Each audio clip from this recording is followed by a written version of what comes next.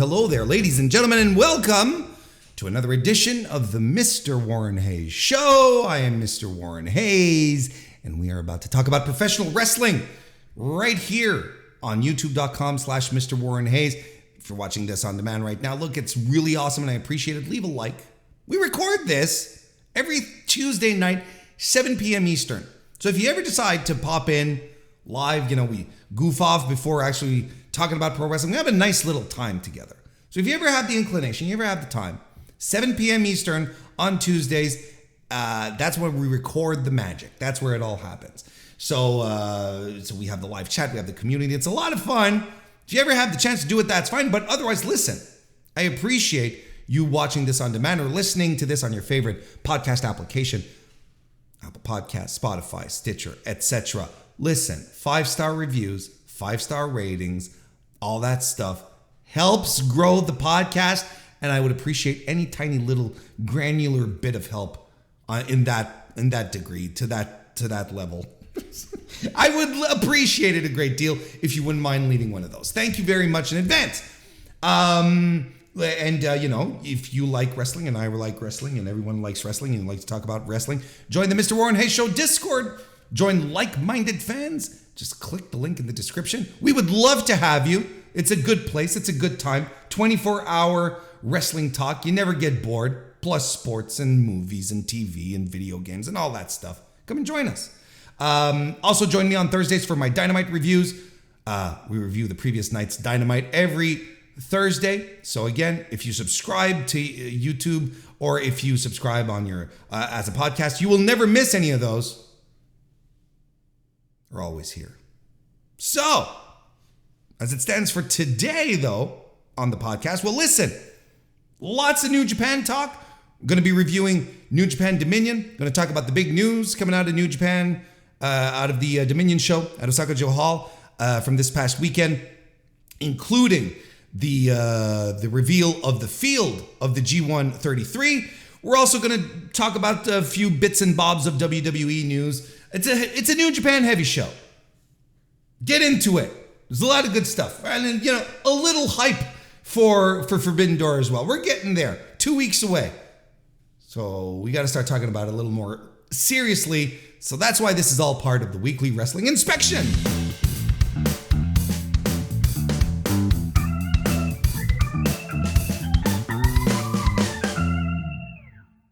All right, let's get into it. New Japan Dominion in Osaka-jo Hall happened this weekend. It was a very good professional wrestling show that happened on June 4th, 2023 in Osaka, Japan, from Osaka-jo Hall. Very good attendance, actually, and this was somewhat newsworthy as well. Very good attendance for a New Japan show for Dominion. 7,040 reported in the arena. This beat last year's attendance for Dominion. The first one really devoid of COVID nonsense, which was at 6,068 tickets. So just about 1,000 more in attendance. And the last time a show and I'm not talking like just a New Japan show. The last time a wrestling show outdrew this one here was in 2020, excuse me. So literally pre-pandemic, where New Japan held the New Beginning in Osaka, which was in February. So not even like it was in February, and 11,411. So this is a good sign for New Japan because clearly the ticketed attendance is on the rise. And this was a concern coming out of the pandemic because, it is no secret to anyone, New Japan took a hell of a hit, a tremendous hit during the pandemic. Business was not good. You had President Obari not too long ago saying, you know what, a couple of more months of that, and I'm not sure we would have survived. He's on the record saying that New Japan had to do something, and they did a lot of cost cutting, and the executives started taking pay cuts. And I know, like, a lot of people were like, "Oh, what a hero!" They all, they had the executives take pay cuts. But from what I understand, it's not unusual for executives in Japanese companies to take pay cuts when the company is not doing well, when it's underperforming, when it's not doing well. What was the name of the Nintendo executive? Iwata, right? That was who passed away a few years ago. Yeah, Satoru Iwata, a few years ago. Like after the Wii U debacle. I don't know if you remember that. He took a pay cut. He came out and said, "All right, I'm taking such percentage off." And I feel like I've heard this a couple of times in a couple of other environments, but in Japan, if your company is underperforming, the executives take a hit. So it's I mean, good that they did it, because I think I would assume it's discretionary. Like I don't know if it's legalized. I have no basis to speak on here, but I do know that this is something that has happened in the past. It's I don't know if it's customary, but it is something that indeed happens. So basically, just to circle back, New Japan was not in a good place financially, and wasn't in a good place financially throughout 2022 as well. I know some of the wrestlers took a pay cut as well. Now things are getting back up there.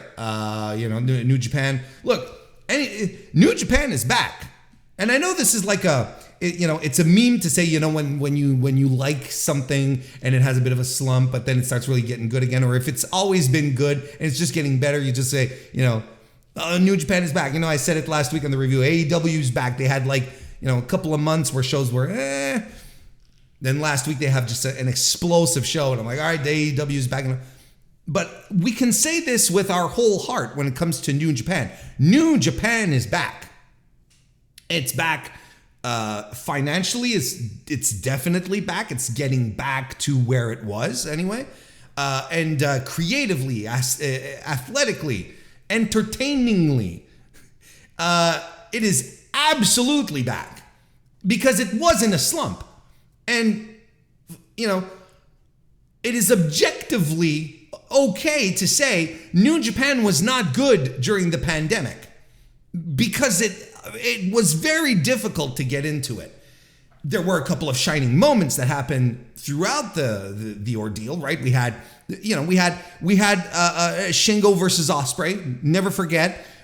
We got Hiromu and El Desperado. The demasking. Just a fucking fantastic matches. But those were so few and far between. And I was doing daily reviews for the G1 during the pandemic, and let me tell you, pal, that was.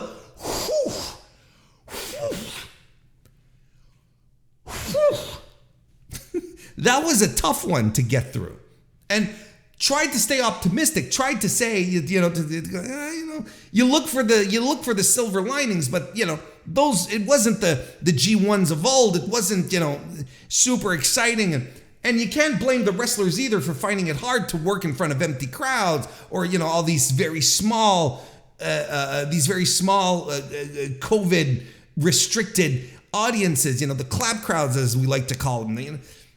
You can't blame them. They want the energy of a cheering crowd. That's what they're there for. So right now, you can really feel like everyone is pulling up their sleeves. And it's been this way since Wrestle Kingdom. Everyone has been putting in the work, putting their backs into it, to making New Japan feel good again, feel special again, feel like it's something that you cannot see anywhere else than specifically in New Japan. Just these outstanding matches with world-class talent from top to bottom. This is what it's for. That's what New Japan is. And we have been on, so, even if people would like to tell you, well, it's not so bad. No. It was bad. It wasn't good. And it is okay to say with your full heart that it is back. Because it is. It really is back. Just great stuff, thrilling, fresh, unpredictable. I know a lot of people like the status quo. I know a lot of people they don't like when things get moved around too much. They don't like, they don't like other wrestling companies competing with their own wrestling, their favorite wrestling companies. They like they like the same people always in the same places, right? I know, but I am an agent of chaos when it comes to pro wrestling. I like it. I like it when things get shook up. I like it when things are different. Okay? And this is what we've been getting. So, and business-wise, things are clearly starting to pick up. And that's good news for New Japan as well. And in the meantime, we're doing, they're getting together and doing these joint shows and whatnot. So everything is starting to fall into place.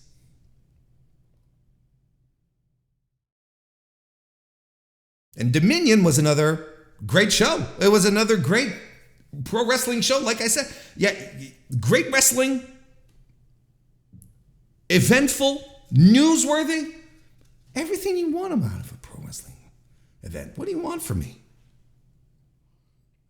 Of course, the biggest news to come out from Dominion is the announcement of the G1 33 field, the biggest wrestling tournament of the year. It's been announced. I am good to go. I am excited. Starts July 15 and July 16 in Hokkaido. The semifinals are set for Saturday, August 12, and the finals on August 13 in the Ryogoku. We got a field of 32 men, which, not gonna lie, is it's a little exhausting. One of the things that I was very excited in regards to the Best of Super Juniors this year is how streamlined the field was. You had your 20 guys. There was no fucking nonsense. There was no one who didn't there was no one who didn't serve a purpose. And even the detractors and the people beforehand, and even I myself was like, do we want Taguchi again? He held his own. He had some very shining moments. No matches of the tournament. Nothing great, nothing spectacular, no 5-star matches. That's not what I'm talking about. But even Taguchi in this tournament was highly entertaining and was a lot of fun. So I was looking at the Best Super Juniors and how fantastic a tournament was and how much of a breeze it was to watch. Why? Because, like I said, streamlined, no filler, no nonsense, just great stuff. From top to bottom, like world-class people having fantastic matches.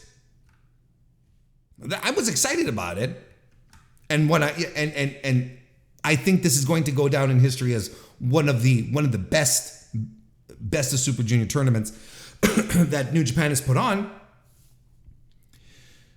An unpredictable finish on top of that. It had everything. It had all the elements. So I'm looking at that, and I'm saying to myself, I was getting very hype about the G1 where I'm like, look, if they can keep this type of streamlined, fat-trimmed, nothing but elite athletes, top-notch wrestlers in it, we are in for a treat with the G1 this year.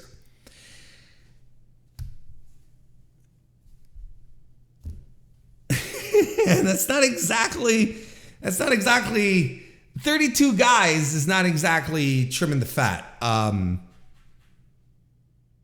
So that means, we're probably getting the 4-block 8-man structure, which debuted last year, and was a little hard to carry at some moments. It was a little tough and not exactly as dynamic when it came to figuring out who's eliminated and who coming up with the scenarios. Wasn't quite as compelling especially since everyone competed. Not everyone competed on every night, but you'd have like, everything was so spread out. You had guys like, wasn't it El Fantasmo last year that he competed one night and then his next match was like 4 weeks later? Maybe not 4 weeks later, but like 14 days later, right? Something to that effect. And then he had like the stretch, like it's a tough, I found it was a tough tournament to maintain momentum in regards to certain guys. Because of just basic structure, right? You can't put everyone on every night. It just so look, this is likely where we're heading towards. Here's the field of men of participants of the G133: Kazuchika Okada, Tetsuya Naito, Sanada, Will Ospreay, Hiroshi Tanahashi, Dave Finlay, Shota Umino, Shingo Takagi, Tomohiro Ishii, Tama Tonga Loa, who's making a return after an extended time off nursing an injury. Good to see him back. Hikuleo, Hiroki Goto, Yoshihashi, Toru Yano, Kenta, Zack Sabre Jr., Taichi, Eddie Kingston, which was one of the big surprises of that announcement, El Fantasmo, Ren Narita, Evil, Chase Owens, Jeff Cobb, Great O'Khan, Aaron Henare, Gabriel Kidd, Alex Coughlin, Shane Hayes, Mikey Nichols, Yota Tsuji, and Kaito Kiyomiya from Pro Wrestling Noah, the little shit that got into Okada's head. You gotta love it. Not making a return from 2022 are Bad Luck Fale, thank God. Jay White, obviously. Jonah, aka Bronson Reed, Juice Robinson, Lance Archer, Tom Lawler, and Yujiro Takahashi. That sack of turnips can hit the bricks. However, I believe Yujiro is a proud new papa, or is about to be a proud new papa. So congratulations to him. Legitimately, that's wonderful for him.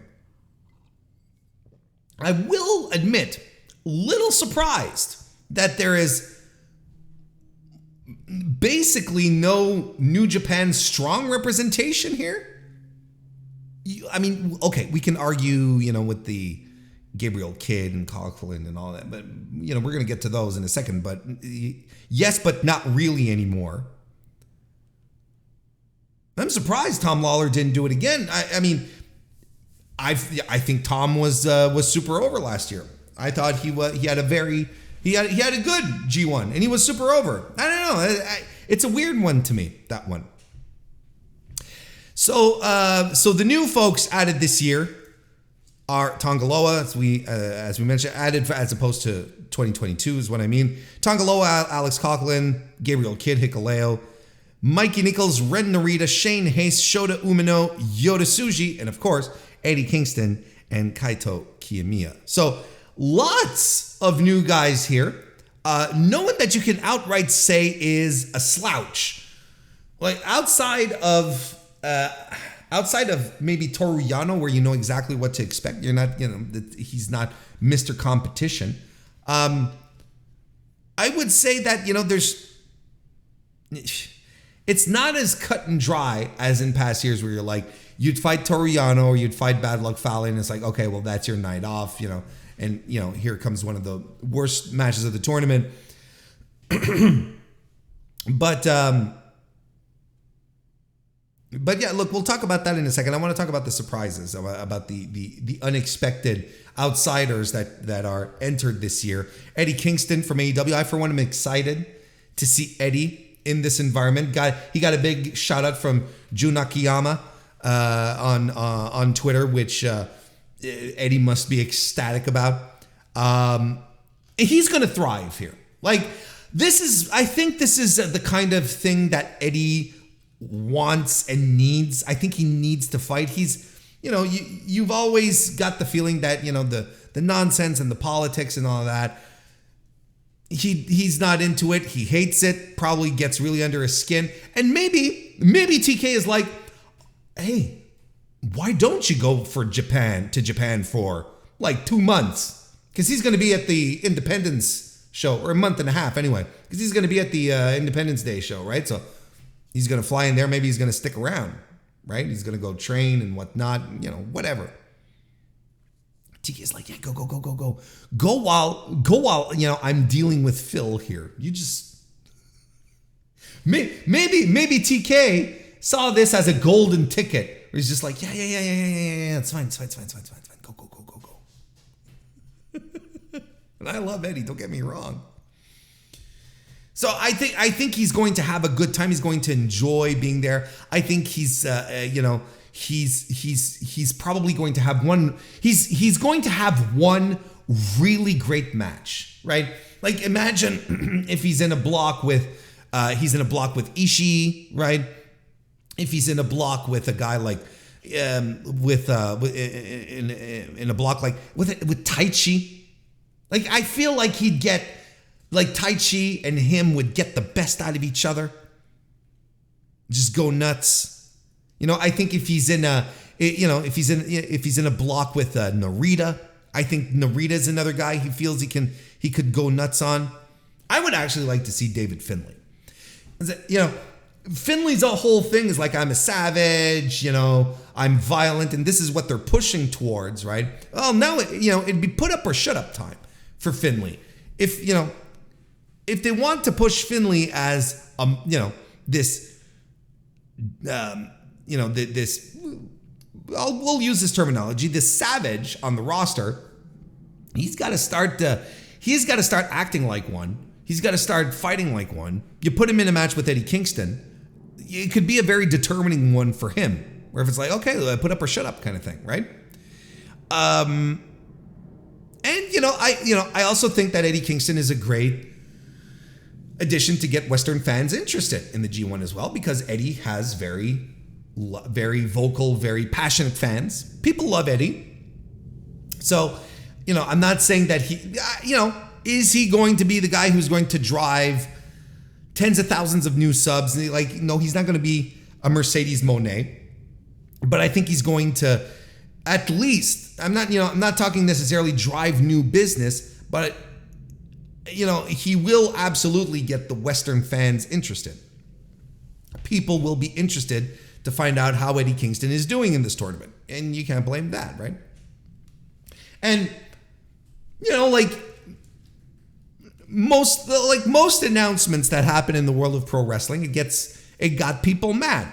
Why is it Eddie Kingston? Why isn't it Bryan Danielson? Why isn't it, Jon Moxley? Why isn't it so on and so forth?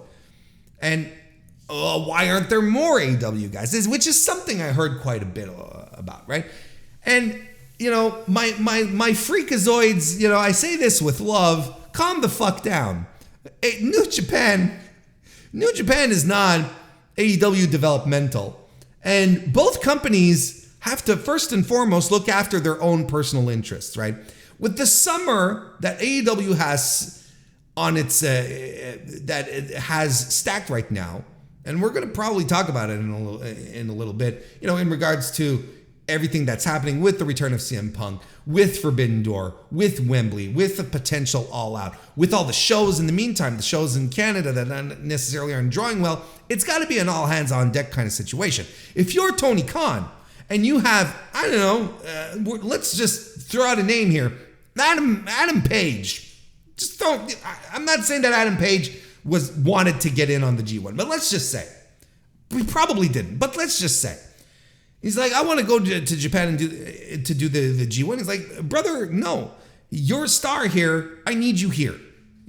This is, Danielson comes up and says, hey, maybe this will be the year for me to do the G1, right, TK? And he's like, no, I need you here. Same thing with Mox. Same thing with, all of the big stars. All of the people that have been going. Why isn't X coming out? Claudio, he just went. Why didn't, maybe, no. Claudio's right now is the final boss of Ring of Honor. You don't get rid of that. And he's playing a very important role on AEW television with the BCC. So, no. It's awesome that we are in an environment now. Don't get me wrong. it's awesome that we are in an environment where wrestling fans see all these promotions interconnecting, and for them it becomes very, very natural for one promotion to send wrestlers to another promotion. And that is dope as hell. Okay? That is something that we have not seen properly in pro wrestling for the better part of 2 decades. In North America, at the very least.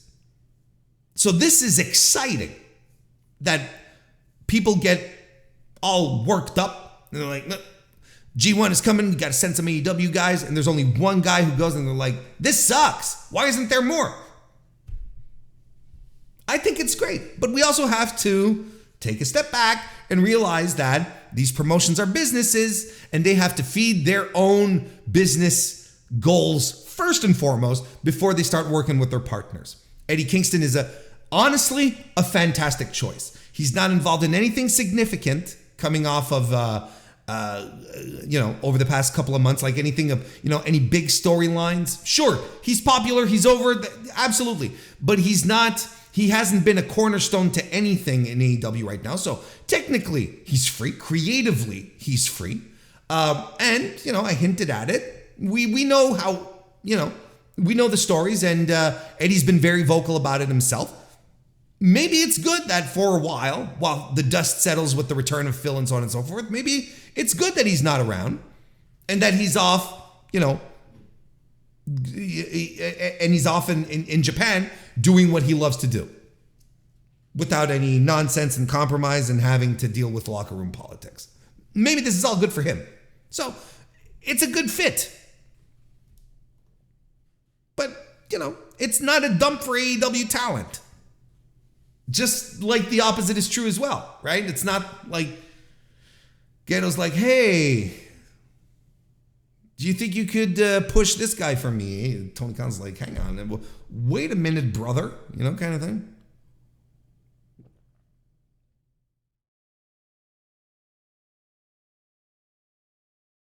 I think though, at this point in the history of mankind, humankind, I think the dream of a Bryan Danielson G1 is slowly slipping away. And I'm not saying that Danielson wouldn't want to do it. I'm just saying that it seems more and more improbable. Danielson is getting up there in age, nonetheless, despite the fact that he is still in peak condition, don't get me wrong. And, well, he's getting more, a more extended role in AEW as well. There's, a lot of rumors, a lot of talk going around that he's going to be handling a lot of the creative for Collision on Saturdays. Which, by the way, makes a lot of sense. If this is Phil's show, start surrounding Phil with people he likes and trusts. There's no mistake that Samoa Joe is there, right? Danielson being there, taking over creative. Like these, all of this makes sense. It's just where we're going to leave it at. Because I don't necessarily want to get into that right now. But, basically, like he's taken up a significant... he's taken up a pretty significant role within AEW. I think that I feel like whatever aspirations we wanted Danielson to have to go and do the G1, I think that window is closing more and more. I'm not saying it's completely shut, but obviously it's not this year. And every year that goes on, well, our boy Danielson gets just a little older, Then from Noah, we had Kaito Kiyomiya, former GHC champion, the little punk that that kicked Okada right in the face a few months ago and had one of the best feuds of the year. If not the best, I still think about it. And how layered it was, and how fantastic it was, and how much that feud served to create grumpy old man Okada, who's like in his, his early 30s still. But he's acting like a grumpy old man.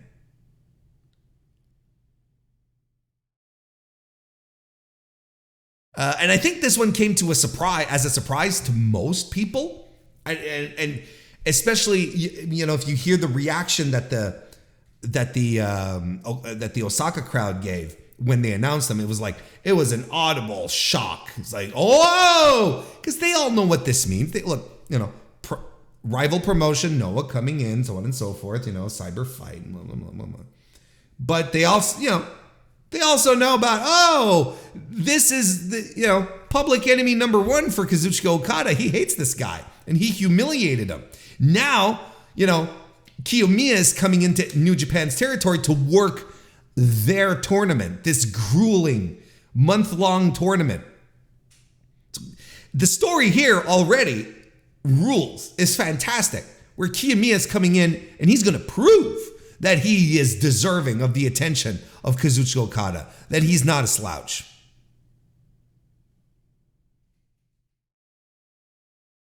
And the question is, clearly, everyone's like, okay, well, clearly this is the opportunity to get his win back from Kazuchika Okada, depending how they do that.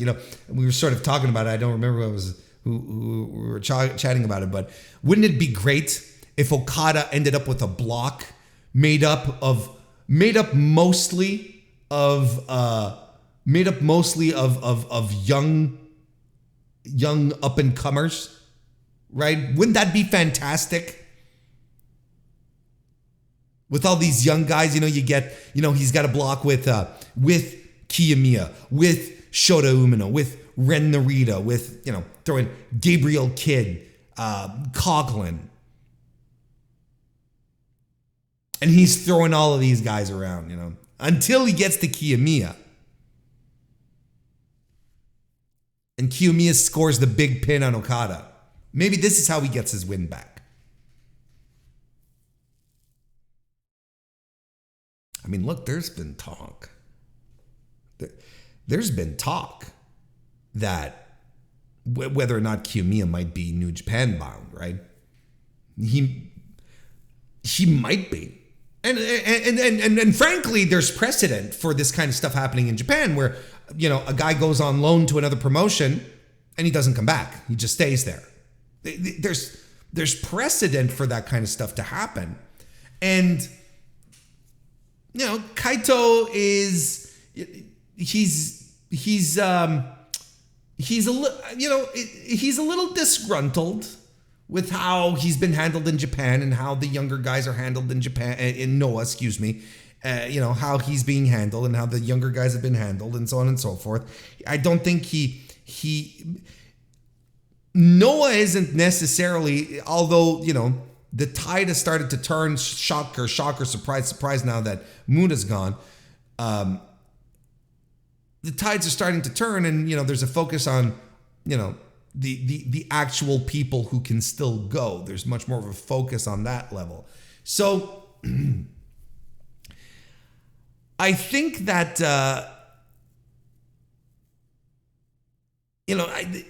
I think that as a guy who probably realizes that he will never have as a good a spot in that company, right?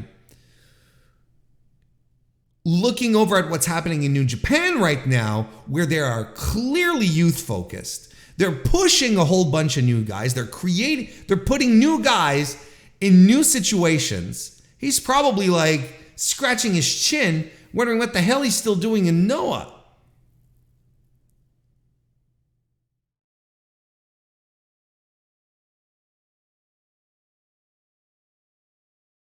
Look, the office clearly likes him. The office clearly likes him because they would not have put him in the angle with Okada and have him feud with Okada if they didn't see anything in the guy. That's just how it goes. As an outsider to New Japan, that wouldn't have happened. And then on top of that, they're inviting him back. They're inviting him back to the G1. And there are guys who have lobbied publicly hard to get into the G1, and it never happened. Jake Lee is a pretty evident guy when you think about it. 26 years old, he charismatic, looks good, main eventer, right? He's good. He's a finished product. Everyone has room to grow, but I mean, he's polished. He's good to go. New Japan could do worse. They could do a lot worse than bringing that guy in. They're creating stars. They're creating new stars right now. It's right before our eyes. This has been the theme of New Japan since Wrestle Kingdom. This is what's happening right now. You don't think he'd like a little slice of that? I don't know if it's going to happen. That's not what I'm saying. But what I'm saying is that it could happen. And if I'm Kaito Kiyomiya, I'm doing everything in my power for that to happen. Fuck Noah. Let them have, fucking Jake Lee as their GHC champion. Let him have it. Let him have him. And come over to New Japan. Will the grass be greener? There's only one way to find out, but it can't be any worse than on the other side. And I think he has a legitimate opportunity here to establish himself as a player.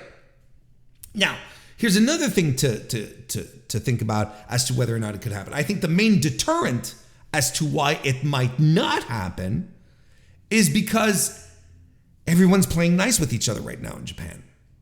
And evidently it's working because business is up. And I think business is up for pretty much every promotion. It's not skyrocketing. New Japan, obviously, the most successful of these companies. But they're not like in the dirt like they were during COVID. It's a lot better now.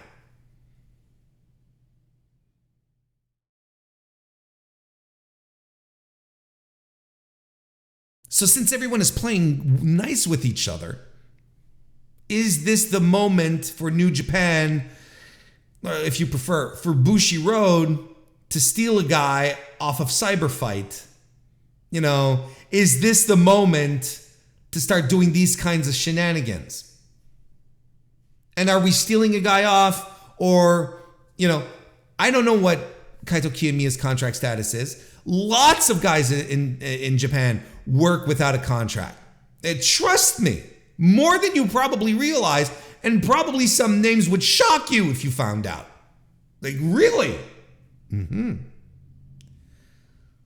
So, does he have a contract? Because one of the reasons, here's one of the things. One of the reasons why a lot of guys don't work without a contract is because there's a definite sense of loyalty in Japan. So, if you were to say, I would like, I'm going to go work for another place, more often than not, there are always exceptions, but more often than not, people will reach out to the promoter and say, look, I'm going to go work some dates over here. Thank you for everything you've done for me, so on and so forth, and would that be okay with you? And they look to get like the blessing of the promoter. I know of wrestlers who worked in the UK, who got signed by WWE, who reached out to their indie promoters in the UK to ask them, hey, is this okay if I do this? Are you comfortable with this kind of thing? Because it's a different mentality in that respect. So that's why there's maybe not as many contracts. Well, there's a lot of contracts, don't get me wrong, but maybe that's why there's some people who are very comfortable to work without a contract. Maybe that's a better way to put it. So maybe Kiyomiya is in one of these positions where he's like, I don't have a contract, or my contract's coming up, whatever. I'm looking for a change of scenery. Maybe this is his entry into New Japan. Like I said, there's precedent. There's precedent in the past in Japanese pro wrestling history. There is precedent for wrestlers going off, being lent, and not coming back to their home promotion. It's always a risk. So look, we'll see what happens. But in the meantime, we're going to be entertained by this. This is going to be such a great talking point throughout the tournament. Kaito Kiyomiya. It's going to be fantastic. I'm so excited to see the block layouts. Very excited to see the block layouts. They're announcing them like the 16th or something like that. Something to that effect. Like in about 10 days. And we were talking about, having some nights off of the field, right? I think Yano. We were talking about this in a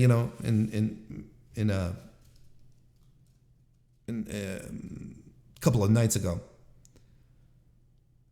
Yano is always a night off. That's what he's for. But, if you don't have Fale, you don't have Yujiro, who are the nights off, right? Evil is probably a night off. Lots of shenanigans. You don't have to work too hard. I'd say Hikuleo might be one too. Hikuleo's not, he's not your 5-star worker. He's not the guy that, you're going to have to go high speed. This is a little more quiet. It's a little more of a night off. I'd throw in Kenta in this. I think Kenta most nights is going to be low effort, phone it in, goofy nonsense Kenta.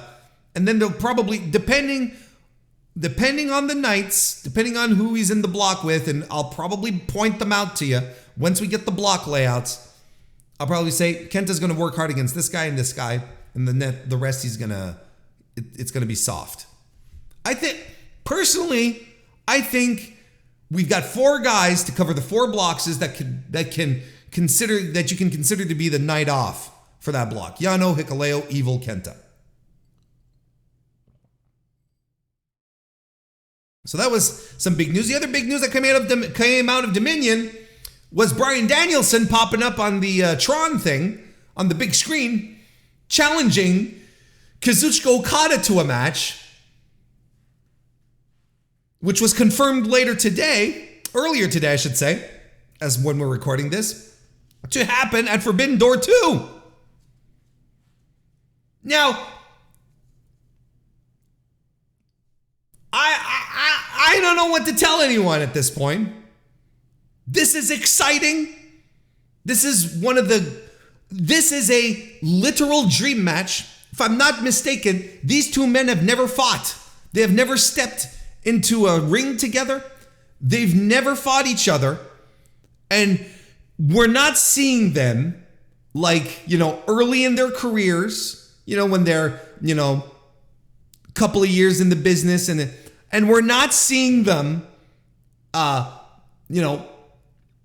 the line, like fucking Ric Flair versus Ricky Steamboat in 2023, for instance. We're not seeing that. We are seeing prime Kazuchika Okada. We're seeing prime Bryan Danielson, revitalized, rejuvenated Bryan Danielson. Both guys knowing fully well they are considered to be 2 of the greatest of all time, with reason. And they are going to be mixing it up. And they're doing this in 2 weeks. They're doing this in 2 weeks in my country at a show that I will be attending with my own 2 eyes. I cannot begin to tell you how excited I am at this prospect of seeing a legendary match like this. I'm so stoked. I love it so much. And this is probably why, well, not probably why, but no, let me rephrase that. Look at what we're able to get when you remove titles from the situation, right? Okada wasn't champion. Look, he's 1/3 of the 6-man never champion. Like, who cares, right? But he's not the world champion. So we're going into this match and unpredictability abounds. There's no clear-cut winner here necessarily. You can look at this and you can make a case for both guys. And on top of it, it's going to be fucking amazing. It's going to be so electric. Danielson, Okada, what are we even talking about? Something that for years people have been opining over and wondering, oh, could this ever happen? So no, he's in the Fed. It's never going to happen. And when he shows up, and then his contract expires, it's the first thing everyone thinks about. It's like, now he can go to Japan. He can go to Japan. We can get a match with Okada. And we're fucking getting it. And we're getting two guys who are both like angry, bitter old dudes at this point too. That's both of their thing, right? It's like, look, these amateurs, one guy outright says it. The other guy's calling them, children. these children,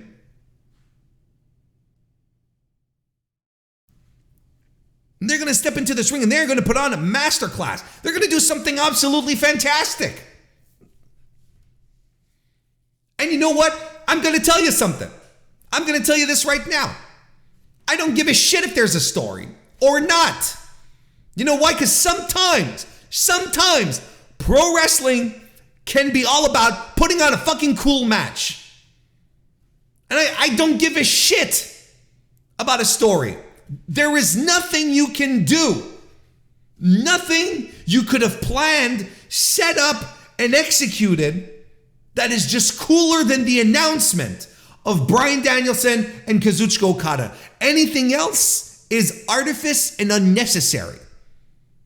Like, think about this for a second. What if we had set up something where it's like Kazuchika Okada goes crazy and he kidnaps Brie? Like, who can't? Like, do you realize how stupid that sounds? Like, think about it for a second. Bryan Danielson snuck into Japan and stole the Rainmaker's kimono that he wears to the ring, his gi, whatever it is. He stole that and he ran away. And now Kazuchika Okada wants it back. Think of how stupid that sounds in this context, where you have two of the greatest professional wrestlers to ever do it, and you feel you've got to start doing little side stuff and little skits and parking lot shit and don't need a thing.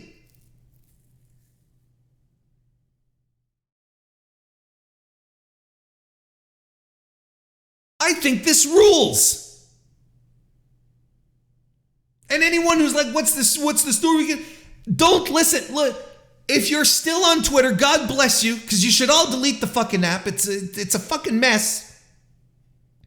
But if you're still on Twitter and you see anyone saying, but what's the story? Block them.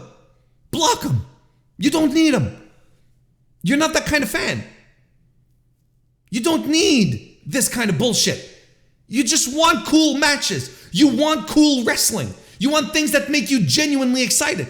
This is the thing, and it's, with Omega and Osprey being announced as well, might as well talk about it now in that regard. Forbidden Door 2, at this point, if you pardon the comparison, it is WrestleMania for hardcores. This is WrestleMania for pro wrestling fans, not WWE fans, not sports entertainment fans, not people who like, monologues in the middle of their matches, this bullshit about finishing stories and all of that. No. There is something out there that exists for people like myself, probably you listening to this, where you can get genuinely excited about. Now, WrestleMania is something that happens year after year that, I want to enjoy. Thankfully, this year I found there was more to enjoy than not, but it's not a show for me. And I recognize it. It's not a show that is conceived for Warren Hayes' tastes. Forbidden Door 2, Forbidden Door 1, absolutely. This is where we're bringing together everything I love about pro wrestling on an international scale. An international show where the greats, the truly greats, get together to mix it up one night a year and just have me get excited to be a pro wrestling fan. I don't need stories. I don't need stories. I don't need them on the reg. I want great matches. And that's what I'm going to get. This is for me. And anyone who tries to keep you from enjoying that, from asking you, where are the stories? They're not worth your time. It's nonsense. Move on. Change the subject. Block. Ignore. Turn off. I don't know what you need to do, but you stop that. Anyone who's going to try to break this down and say, well, it's the whole, can you build a dream match over just 2 weeks of build kind of thing. Like, it's that whole discussion again. Yes, you can. Why? Because it's a dream match. Because it's a real dream match. It's not a dream match that we're going to try to pretend is a dream match. It's not going to be the greatest match of all time just because it's built that way. It's the real thing. You don't have to convince me. I'm already convinced. You're just putting it on. You are in a position, you as the promoter, in this case, Tony Khan, to bring these two guys together along with Gato, bring these two guys together to make an event where you can make a lot of money and give something for the fans. Make the fans legitimately excited. And it's okay to make the fans excited. And it's okay to not cater to people who are not going to get this anyway. This is the thing. This is the most important thing about all of this where is the story bullshit. Is that if you don't get it, then this match is not for you. There's Carmelo Hayes and Baron Corbin happening on television as I'm speaking right now. As I'm recording this. I don't give a shit about the match. Oh, but Warren, there's a story. I don't give a shit. I don't give a shit about the story because I don't give a shit about the match. The match is not for me. Does that make sense? I think it kind of makes sense. If you don't see the inherent awesomeness, appeal of this match, it's fine. It's not for you. Move along. But why would you start trying to turn this into an us versus them type of situation where again it's like, oh, we'll just throwing things together. You don't understand. So it's fine. It's not for you. It's not for you. You can move on and watch whatever you enjoy. If you get a kick out of Baron Corbin and Carmelo Hayes on NXT, all the more power to you. If you are enchanted at the idea of Cody Rhodes versus Dominic, I kiss you and on both cheeks, and I send you off with a pat on the butt. So it's not for you. Forbidden Door is not for you. If you don't get it, if you're not into it, it's not for you. And there's no need to try and convince me of the opposite. You're not going to do it. And I'm not going to try and convince you of the opposite either. If you can't understand how incredible this match is, we're two different types of fans. That's all. Go watch your stories, and I'll go watch some pro wrestling. That's all. And I swear to God, I am so sick about hearing. I'm so sick hearing about stories in pro wrestling, permeating the discourse, permeating conversations, where it always boils down to, well, where are the stories? Where are the stories? Where are the matches? This is how far we've come.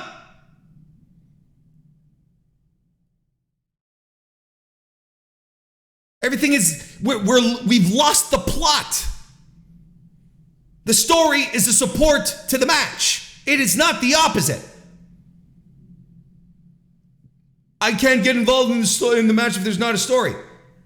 Then they're doing it wrong, and they've been showing you that it's wrong. It's never been about the stories. It's always been about the match. It's always about the match quality, the people who are in it.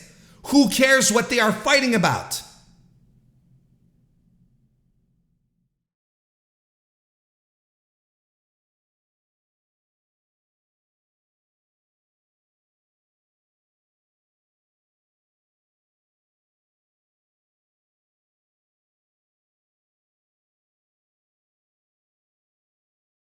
I swear, like, I can't handle this stuff anymore.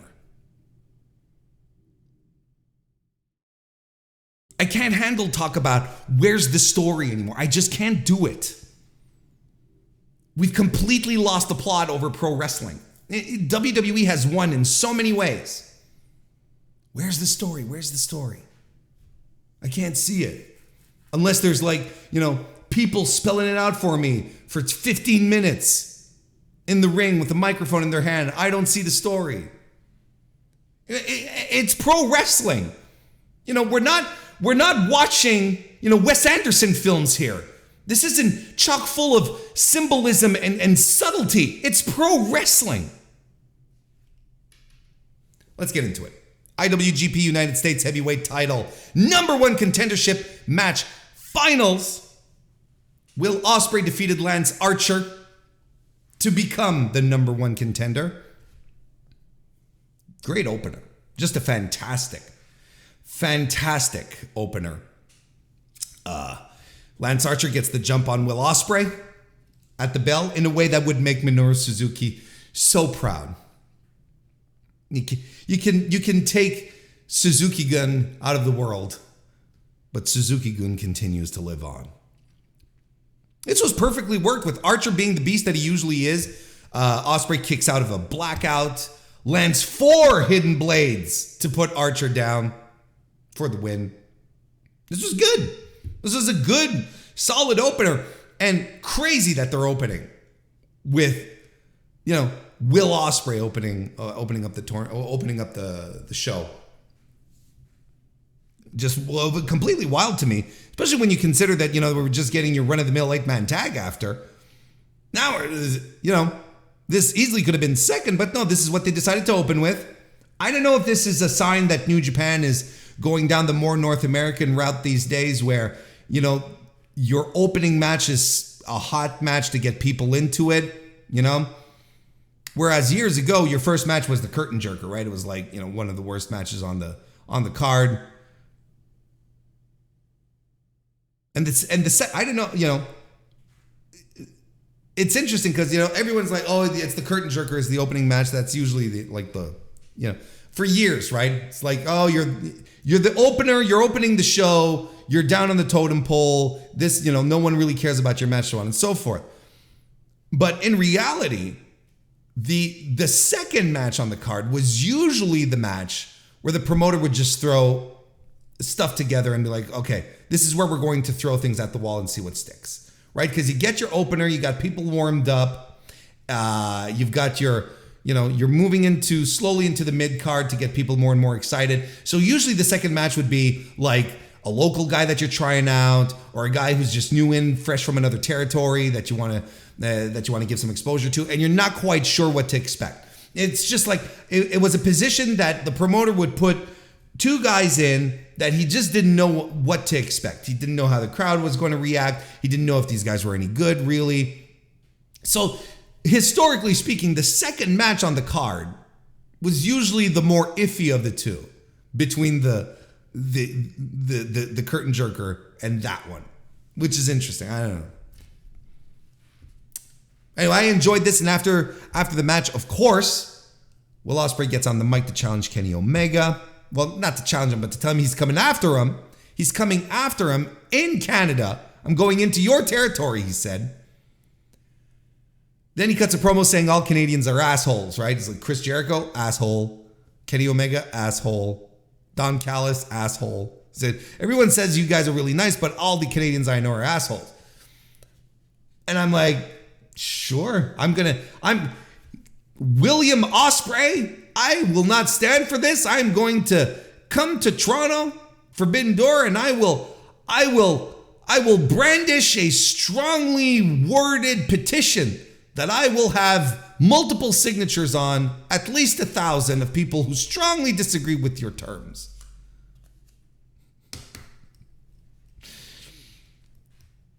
I mean, look, he's not saying the truth.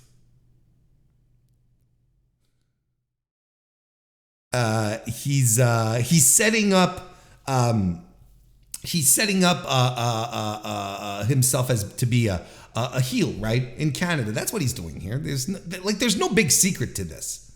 It's not rocket science. They want Kenny to be the babyface. They want a hot babyface and they want a hot heel for the match at Forbidden Door 2. So what do you want? It's fine. Good old worker, Will Ospreay. Let's go. 8-man tag team match. Los Ingobernables de Japón defeated just 5 guys. Fun stuff. Nothing remarkable. We can absolutely move on. IWGP Junior Heavyweight Tag Team titles. Catch 22 regained the championships by defeating champions, the Intergalactic Jet Setters, Kushida and Kevin Knight. I, for one, am thrilled to the gills because this means more Catch-22 in the future. Catch-22, excuse me. First defense for intergalactic jet setters, down the tubes, in the drain. I guess the story they're telling here is that Kushida's not the guy anymore. You know, they had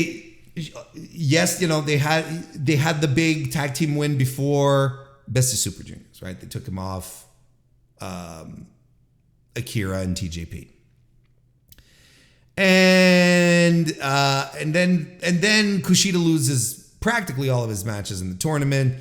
And really in the tournament, on top of that, you know, both Kevin Knight and Kushida lost their matches to their respective Catch-22 block members. So, I mean, this is the story they've been telling in New Japan in regards to Kushida. Maybe he's not the guy anymore, but on top of it, this is the story that they've been telling up and down the promotion. That the new guys are coming up, and at the very least, you know, there's a changing of the guard. You know, people like to say, you know, I've heard the term thrown around a bit that, you know, it's a different cast of characters that we're moving into in regards to New Japan. So, I mean, it all makes sense. You know, Kushida is one of the, you know, he's part of that. He's part, you know, you can definitely add him to the old guard situation. You can, he passed the torch to Hiromu, 5 years ago at this point? 6 years ago? We're done. We're good. You know? And I think this is where we're going here. Like Kevin Knight, of course, he's going to be fine. Like I think he's got, to a degree, because like I find right now, when you look at everything that happens throughout the night here, maybe he's one of the guys who's sort of left in the cold. But then again, he's got so much upside. I don't think he's in any real danger, but look, when you see what happened after the match here, for instance, look, let's continue on here. Look, it was a good match. I enjoyed it. I thought it was very good. Super dynamic. And you know, again, Catch-22, I really sincerely believe one of the top 3 tag teams in the world right now. And after the match, right, the Catch-22 guys are celebrating. They're part of the United Empire.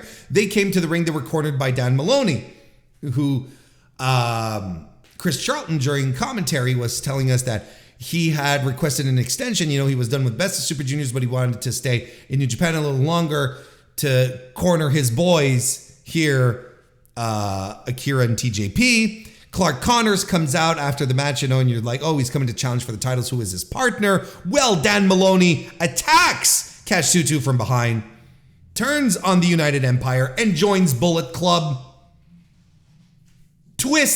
First twist of the night. In a very twisty night.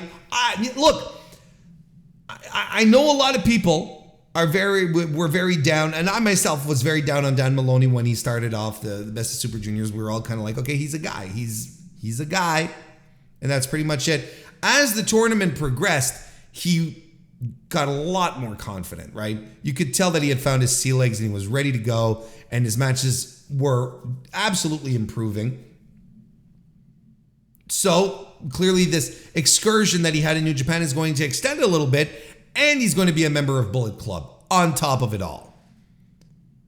Probably teaming up with Clark Connors to take the belts off of Akira and TJP, which I'm excited for. Like, this should be a hell of a match, don't get me wrong. Next, we have the New Japan World Television title match. Zack Sabre Jr. once again successfully defended his title against Jeff Cobb. Another great defense for Zack. I'm not going to lie, I'm surprised they didn't go with Cobb. I thought this was the setup here because the previous match that they had at Dantaku was a time limit draw, the first time limit draw of this of the television title era. But listen, you know, I can understand why they went with Zack Sabre, why they continued to go with Zack Sabre Jr. The guy's fantastic. And he has been an incredible fighting champion, like just an outstanding fighting champion throughout it all. And this match was fast. It was urgent. You know, you edge of your seat stuff. Both guys wanted to close this one up early because in the previous encounter, they had, they were measuring each other out and so on and so forth. They went to time. They couldn't put either of them couldn't put the other guy away. So now it was like, no, we got to get to this.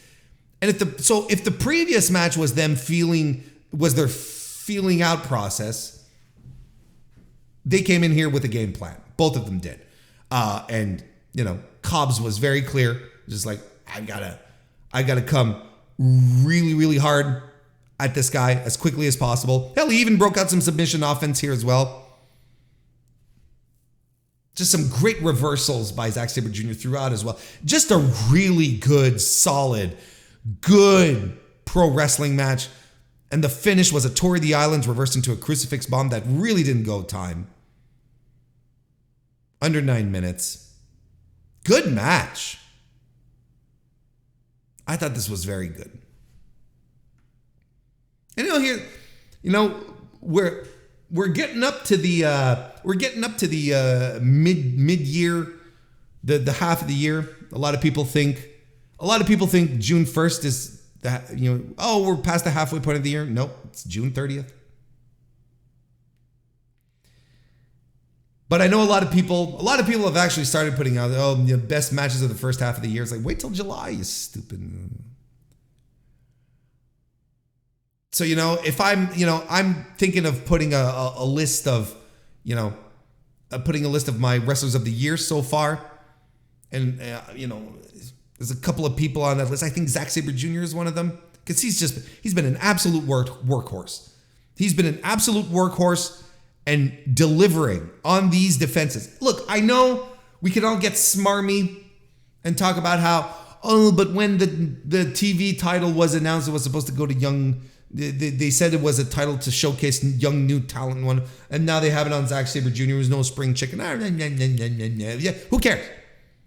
Who cares? Because I'm looking at everything Sabre is doing with this right now with the title, and I legitimately am asking you, who else?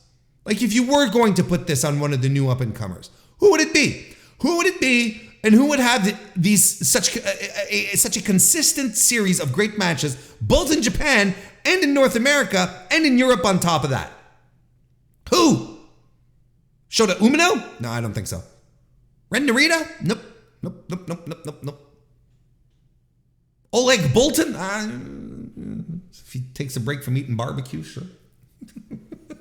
But you get my point, right? Like for me right now, Zack Sabre Jr. is he's on a short list for Wrestler of the Year contenders. He's been absolutely phenomenal. He's been making this title. There's that part of it as well. Is that he's the first guy to hold it, and they're not hot potatoing it. He's had multiple defenses with it. He's establishing a pedigree for this belt. I'm all for it. This rules. IWGP Tag Team titles and New Japan Strong Openweight Tag Team Title 3-Way Tornado match. Bishamon regained, got both actually. I said regained the titles, but they regained their IWGP Tag Team titles and became new Strong Openweight Tag Champions as well by defeating the House of Torture and Aaron Henare and Great Khan from the United Empire. I'm pleasantly surprised they didn't go with House of Torture. I'm surprised, don't get me wrong. I'm surprised, but I'm, happily surprised. But, despite that, I thought this match over-delivered. Because I thought this was a match that was just going to be filled with nonsense. But everyone worked their asses off in this match. And yes, even Yujiro worked really hard. Good action, solid tag team action throughout the entire show match here. Excuse me. Great O'Khan and Hinari are a great tag team outfit. Really, I know it's not as impressive as Cobb and O'Khan. Excuse me, but these guys are fantastic. Good match. And, Bishamon are really establishing themselves as the premier tag team in New Japan, especially now that Aussie Open are gone. They're really establishing themselves as the top guys. And I don't see a problem with it. You can do much worse than Bishamon. Again, this is, the tag team division in New Japan is extremely sparse, but it's been like that for a while. This isn't new. We know that the tag team division in New Japan is, terrible. We can absolutely put it up there with, WWE's main rosters when it comes to terrible tag team divisions. Very shallow, pairing guys together. We know all of this, right? But these guys they've meshed as a true to form tag team. I think both of them work very well as a tag team. I think Yoshihashi has found his calling in New Japan as a high level tag team specialist. Nothing wrong with that. He and Goto work very, very well together. Good action. I liked it. I thought this was a fun match. And then after the match, you have Gabriel Kidd and Alex Coughlin who come out to challenge for the titles, and they are wearing Bullet Club shirts. That's right. Gabriel Kidd, Alex Coughlin are now members of the Bullet Club. So, Dave Finlay, everything he's been saying for a while now, for a month or two, has been coming to fruition. I'm looking for young savages, brutes, guys who just want to beat people up. I'm not looking for t-shirt models. You're in here to get violent, which is why he clashed with El Fantasmo. El Fantasmo he's charismatic. He likes to play around. He can get serious, but can also get the goofball stuff going, right? There's layers to our boy El Fantasmo. But look at what's happening with Bullet Club right now, and there's a lot of people I find are being very short-sighted about this. I, for one, am excited about this Bullet Club direction because they are doing exactly what everything that is happening in New Japan can be reflected in what's happening in Bullet Club right now. Got rid of everything that tied to previous administrations. Dave Finlay says, no, this is going to be a new, angrier, more violent Bullet Club. It's not shenanigans, not even interfering all that much either. He's bringing young, hungry guys who want to prove themselves, who want to fight. This is the most refreshed Bullet Club has felt in a long, long time.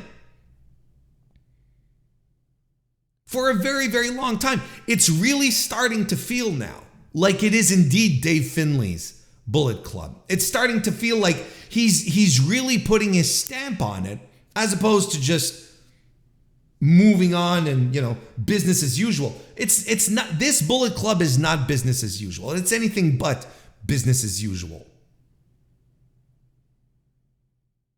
And I like it. I'm all for it.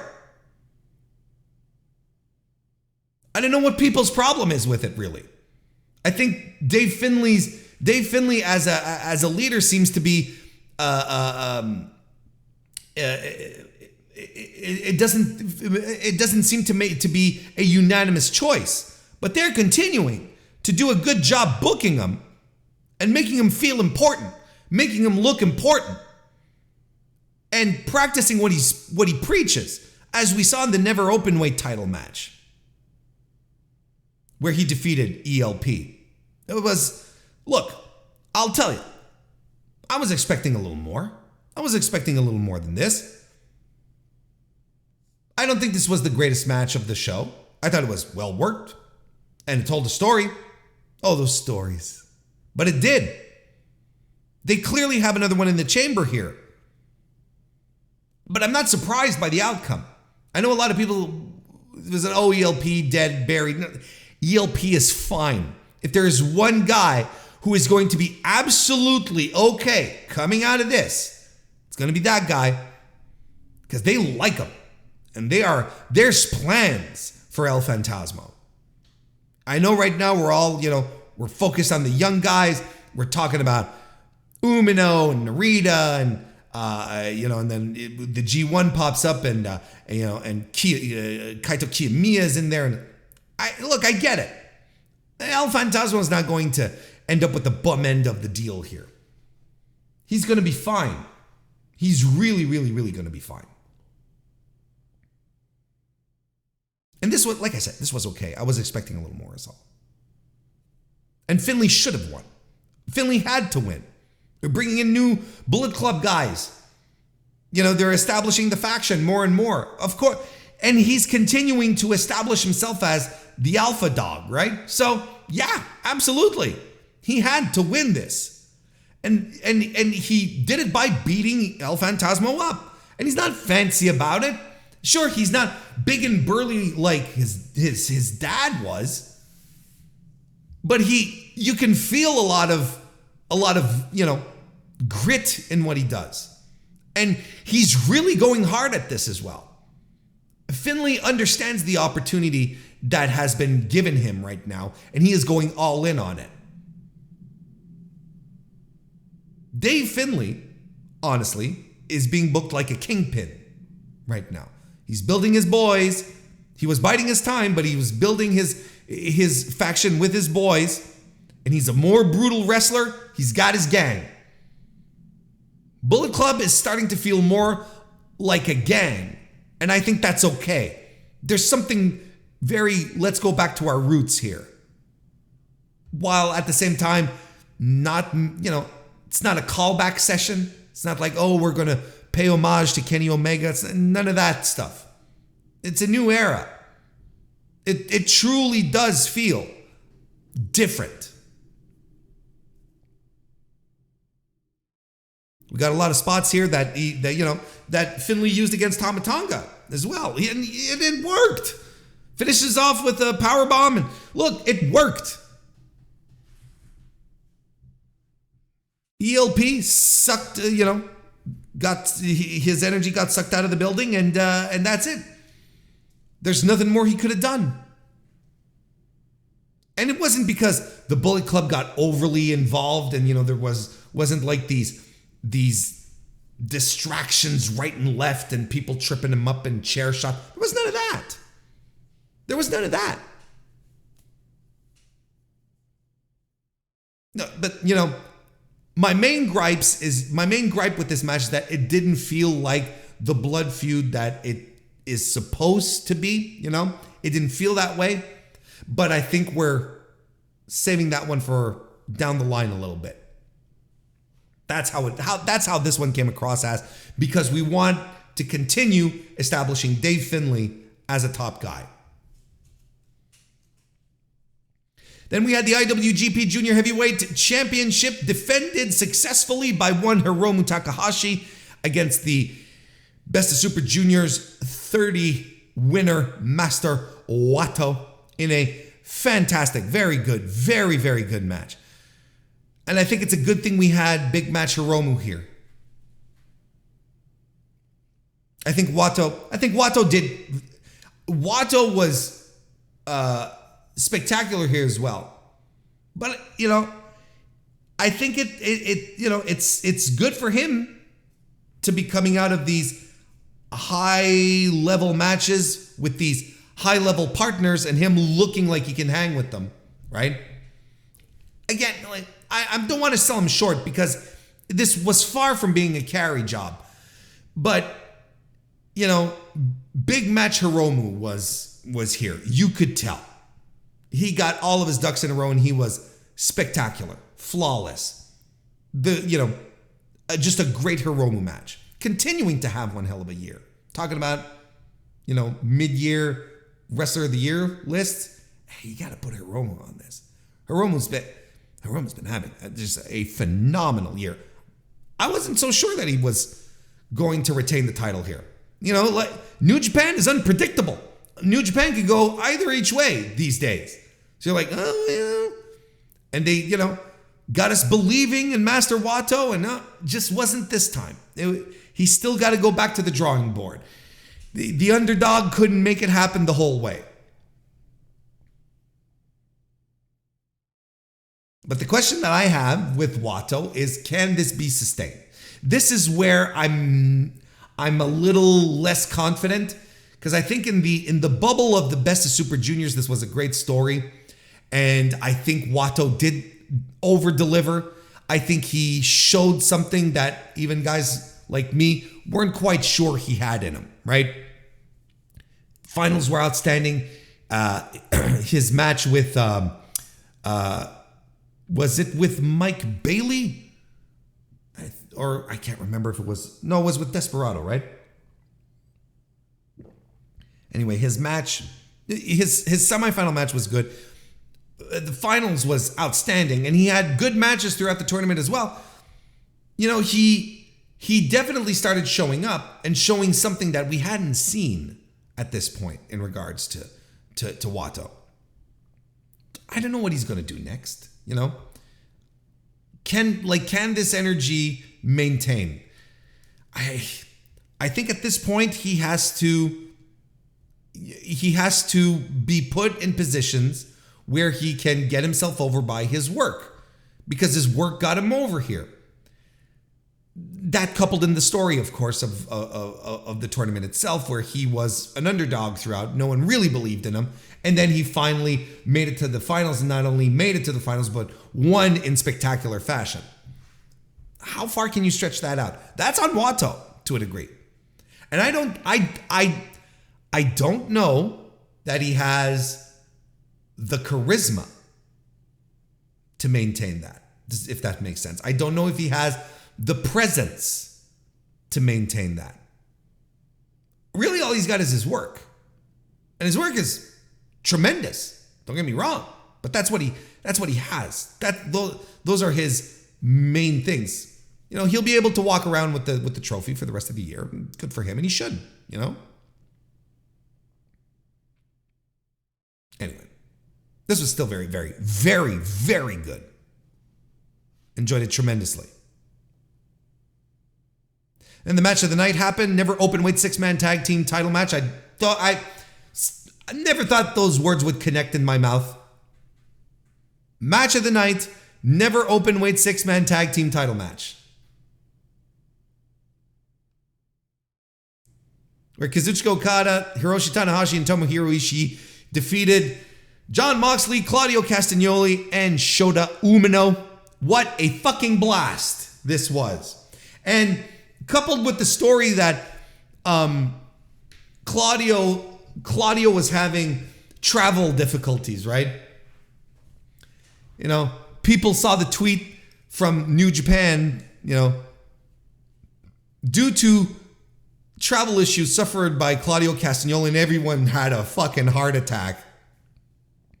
We will have to reposition the matches on the card. Oh, that's all. Okay. It's like a 40-minute drive from the airport to... He had touched down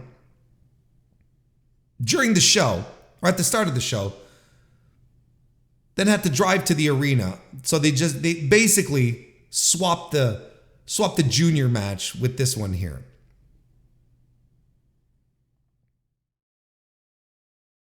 This is fantastic. And Jon Moxley, as came in, gets to the ring and says, to the camera mic to pick it up that he has his residency card. He's not just popping in. He can come whenever he wants. He was talking about that. I thought that was fantastic. Look, everything in this match worked. Everyone worked hard as hell. Nothing but all-star pros doing all-star pro stuff. That's what it was. And you may be on the fence with Shota, and I understand, Shota Umino, but being in the ring with the likes of these guys on a regular basis, you don't think you don't think that this is the best thing that could happen to this kid? You know, and frankly, I really do understand if you're still on the fence with Shota Umino. I was very, very low on him at the start of the year. You'll remember. And then he had something. He arguably had one of the worst matches in New Japan this year. So what did they do? Instead of, pushing him down the card and having him, in 6-man tags with the dads, what do? They're putting him at the top, putting him in top matches, putting him in a program with fucking Kazuchika Okada, having him wrestle in trios matches here with Okada, with Tanahashi, with Moxley, with Claudio, with Ishii. What are we doing? This is how you make your guys and gals better, folks. It's really part of the program. You put them in wrestling rings with people who are better than them, vets, so that they can learn the ropes, so that they can pick up things. Iron. What's the iron something iron sharpens iron. Iron sharpens iron. But for real though, this is the part where we start getting excited for Umino, but at the same time where we start being less forgiving. Because if Umino goes through these matches with these people on this level and he comes out on the other end and he wrestles like a dope and you're not quite sure and he doesn't know how to work the crowd and so on and so forth, and then you're like, okay, well, this guy's a stiff. What are we doing? What are we wasting our time on this guy? Right?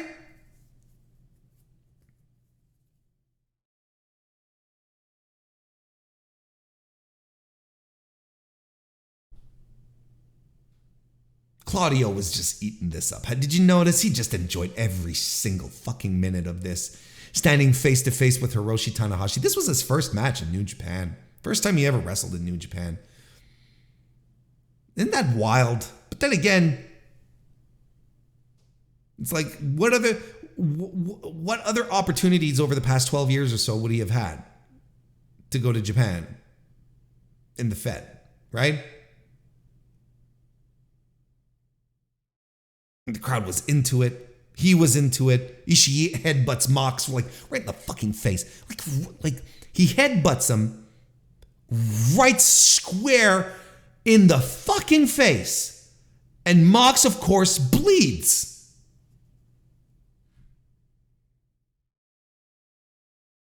And Umino and Okada, they still have it out for each other. Okada lost his cool even at some point. Cool, calm, collected Okada is like, no, I'm above all of this shit. At some point, he just lost his cool against this young whippersnapper. We got a shield bomb, which ruled. And Kevin Kelly said, I hope we don't get sued. But Shota eats an Emerald Flosion and the Rainmaker. Okada stands tall. Just an outstanding, dynamic, excellent fight in a night of really good pro wrestling. This was a peak. That was great stuff. And then we get to the main event. IWGP World Heavyweight title. Sanada successfully retained his belt against Yota Tsuji. 17-minute main event. It ruled. Also favors Sanada, not going to lie. Favors Sanada. Not the most high-octane, high-energy, electric performer on the New Japan roster. Having him go sub 20 minutes for his main events, I think that works to his favor. The longer long matches mean long spots with Sanada, long rest holds and so on, and that's not to his advantage. How many times can you sit through 3-minute skull end spots in a match? I'll tell you, not that many. So I think this also, this favors him tremendously. But the match itself, short. There was that aura of complete unpredictability that you didn't know what was going to happen. Everything that set up this match kept everyone guessing through and through. There were no mistakes made here. Tsuji did not work any Road 2 shows. They said he went back to Mexico to get ready. Basically to say he went to work, small arenas where nothing would get taped to come back and be ready. Whereas in the meantime, Sanada's out there doing Sanada things. But the idea is that no one, not even the champ, knew what to expect from Yota Tsuji. And when the match started, it was one of the most fun starts to a match I had seen in a long time, where Sanada is like ready to go. He's trying to see how to grapple him, collar elbow. Are we doing a test of strength? Should I go? Like he's sizing him up, and Tsuji is just standing straight, just looking at him, waiting for him to make a move, smile on his face. Just outstanding shit. Outstanding shit. And this guy, this unknown quantity, just shined as a superstar. Star power ridden is what this guy is. That incredible and disquieting smile he has. Presence out the gate with just coming out with the hood over his face, and you've got that $1 billion smile. Like at some point you're like, is he wearing a mouth guard? What is this smile that he has? No, it's his teeth. They may have been, he may have been to the orthodontist once or twice, and that's fine. But, as hard as they try with Umino to be charismatic, because Umino is not he's not charismatically gifted, let's put it that way. He's not a natural at it. He comes out to this high octane, high energy music. He comes in through the crowd and he's like, hey, how you doing?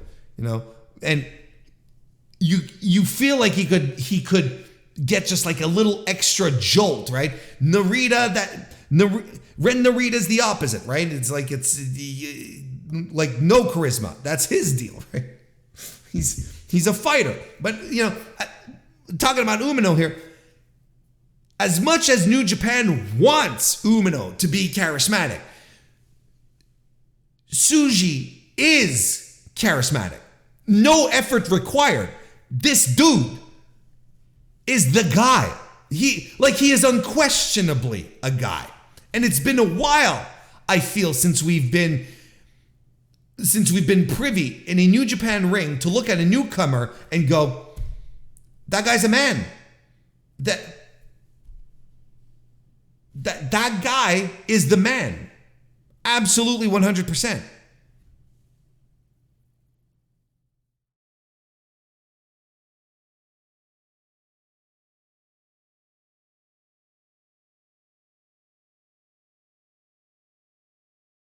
So I think, look, in this match, Sanada didn't know what to expect. All he needed to know was avoid the spear, because that's the only thing we had really seen post-excursion Yota Tsuji pull off was this, the spear. So it was like, avoid the spear. And that's what he did. Hell, he even went for a Shining Wizard and was blocked. Tsuji blocked the fucking Shining Wizard. I was like, okay, well, we're doomed here. Like, at that point, I started to believe. Legitimately. I was like, okay, Tsuji's gonna win this. Because this was, it was the perfect tale. Tsuji had all this tape to study about Sanada. Sanada got nothing. Sanada's got no game plan. Tsuji has it, and he's blocking Shining Wizards. That's it. We've got a new champion. Didn't quite go that way. It's Tsuji, man. Falcon Arrow, dives to the floor, top rope Spanish Fly. Unquestionable star. But did not pull off the big win. Lost to Sanada. Hell, when he cartwheeled out of the deadfall, I popped. I made a noise. Was it a cheer? Was it an exclamation of shock? I don't know. Not sure I could ever reproduce that sound. 1 in a million.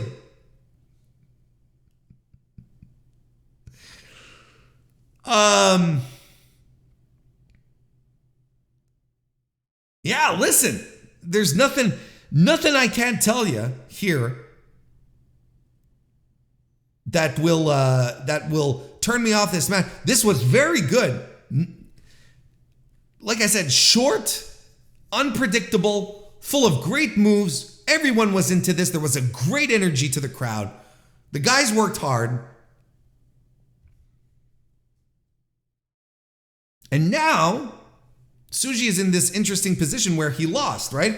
And before the match, he was accompanied to the ring by his fellow LIJ stablemates because they had announced at a press conference that he was a part of LIJ. They did the fist thing. And Tsuji at the start of the match, when the Just 5 guys came in, Tsuji called for the fist bump. And and he told like everyone, hey, come on, hey, Shingo, get off commentary, come here. And you could tell all the members of LIJ were like, wait, this is kind of weird. Why are you calling this? Why are you calling this shot? You're the rookie. You just landed. You're getting a little too big for your britches here, maybe. And you could tell, everyone was sort of looking at Naito, waiting to see what he was going to do. Finally, he got into the ring. They did the fist bump thing. Then at the end, when he lost, they let the young lions carry him away. They didn't help him up. They didn't go in the ring to carry him out. The LIJ guys just stood around and were like, well, So I feel like he might be in a position where now he sort of has to prove himself to the rest of LIJ. And I would go even as far as to say that this might sow the seeds of discontent. I wouldn't be so... I think you could be so bold as to predict that Tetsuya Naito... Here, look, let's just... hear me out on this. Tetsuya Naito wins the G1. Yoda has a fantastic tournament, right? But Naito wins the G1, might even beat Tsuji for it. So he gets the briefcase. He gets the title shot at Wrestle Kingdom. But Naito, being Naito, challenges Sanada for the belt at King of Pro Wrestling, and he wins the title there, which opens up a new challenge for Wrestle Kingdom, which Yota Tsuji accepts. Challenges Naito to, I should say. Naito accepts, and Tsuji wins the title at Wrestle Kingdom.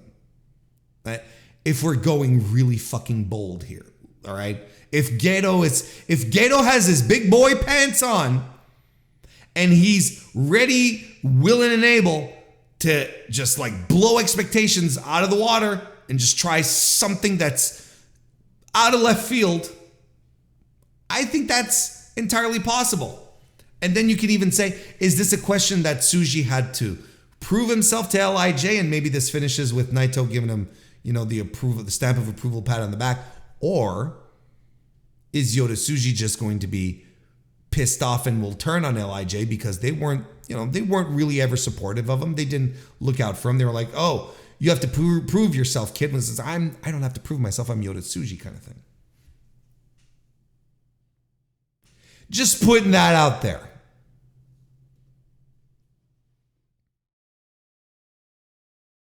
Look, I mean, Tsuji is unquestionably a star. Unquestionably. Should he have won? I don't know. I think this is one that, with the benefit of hindsight, we will be able to say with much confidence, yes or no. In an environment where he becomes a world champion within the year, I think, yeah, this is fine.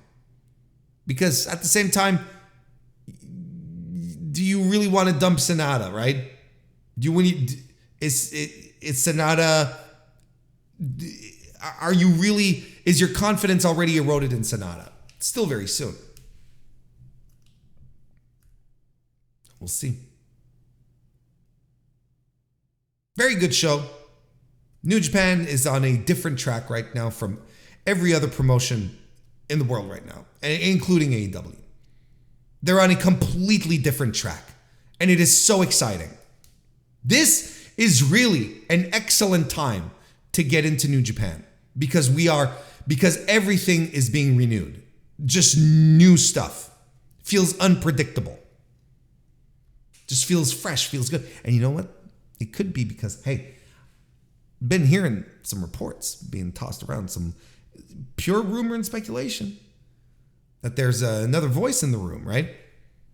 Sure, Gedo's still the booker, but he might be listening to another person, and that other person might be Tetsuya Naito. Apparently, Naito he's being more involved, getting more and more involved in creative, which, would account for the Sonata title run, which would account for Hiromu getting a big year, big push, big matches, lots of matches on top of that. Is he gonna book himself in the main event of Wrestle Kingdom? Let's go.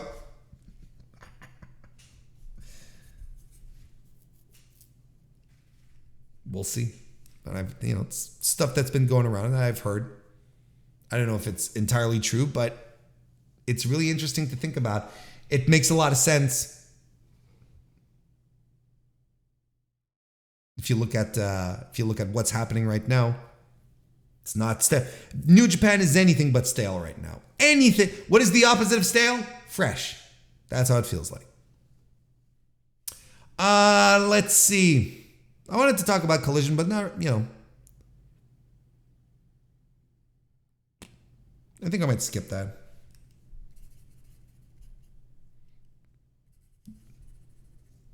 Maybe talk about it next time. I just wanted to, talk about the data a little bit and,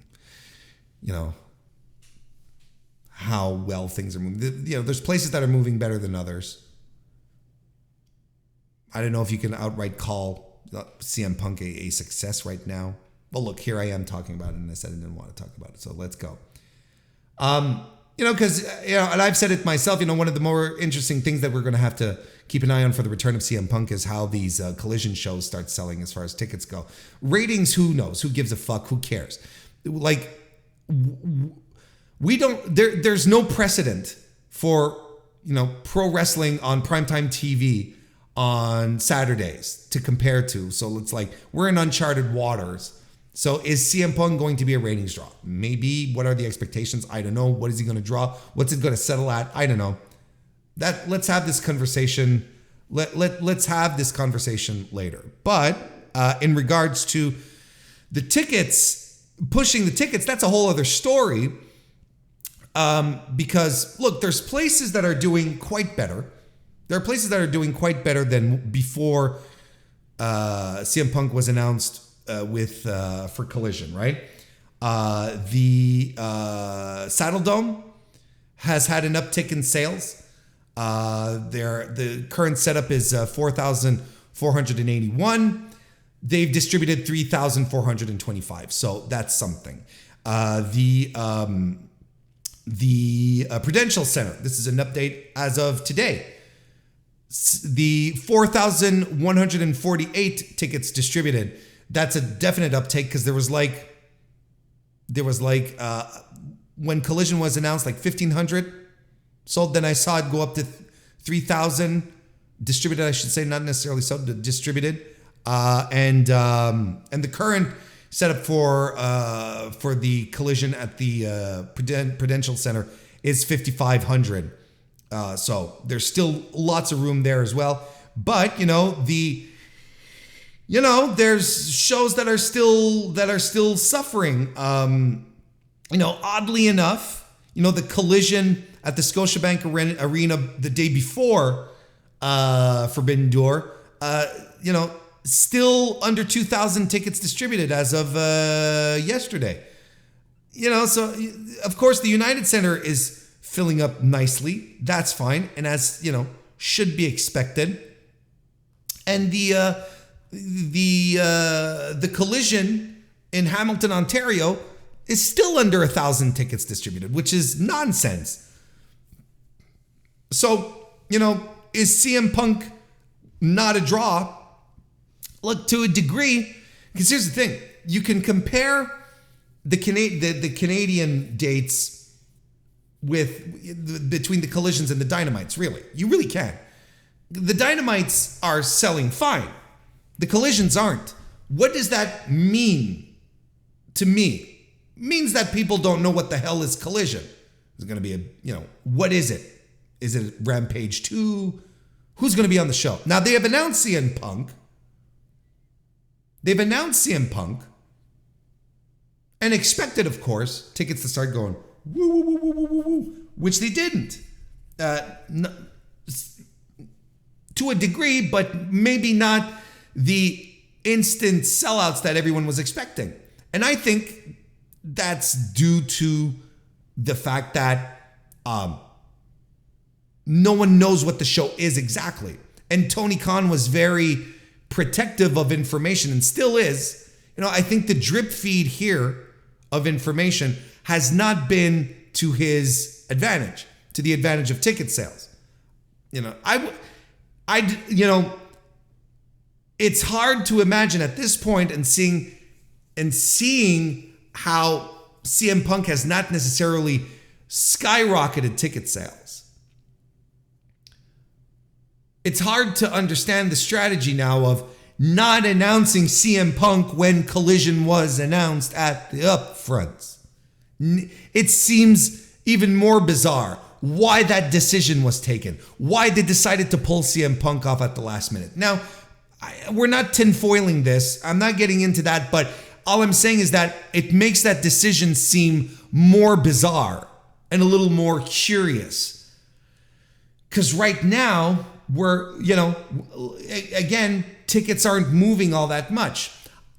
But I think there's a substantial amount of blame to put on the promoter here, where he was very cagey about this show, not giving a lot of details out, and maybe arrogantly saying CM Punk is going to fill them out. Now, I might be contradicting what I just said a few moments ago when I was like, I don't know if we can blame all of this on CM Punk. We don't know if CM Punk is still a draw or not.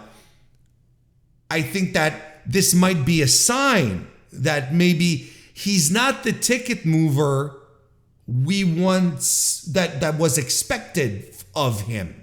Maybe he's not the anchor, the draw that everyone expects him to be, because no one knows what this Collision show is. I think that those two things are connected, which leads me to believe that AEW might be more of an ensemble program, right?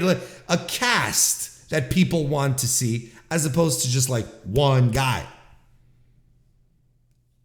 I don't think you can entirely blame CM Punk I don't think you can entirely go all in and say CM Punk is not a draw, because I think Collision has been poorly booked.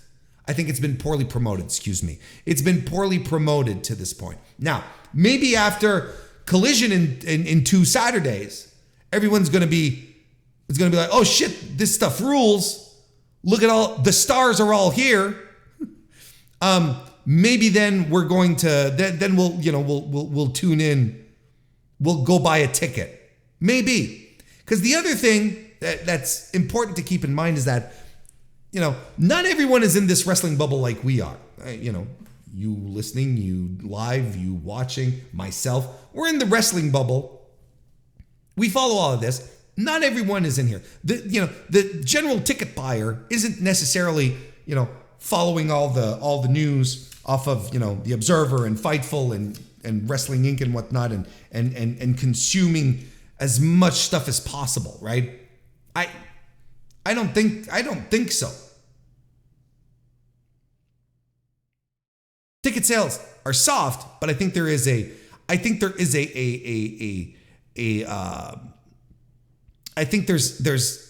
definite finger point to be made towards Tony Khan and the way he approached the Collision show. I think he might have overshot this one, thinking CM Punk was a shoo-in, and I think that was the gamble here. So I think CM Punk might not be the insta draw that a lot of people think he is. I think CM Punk fatigue is a real thing amongst, more hardcore, more plugged in fans. I think it is real. I think it is a legitimate thing. But you have to think that people who didn't know he was coming back, and there were people who didn't know he was coming back based on the reaction that he got when Tony Khan made the announcement on Dynamite last week.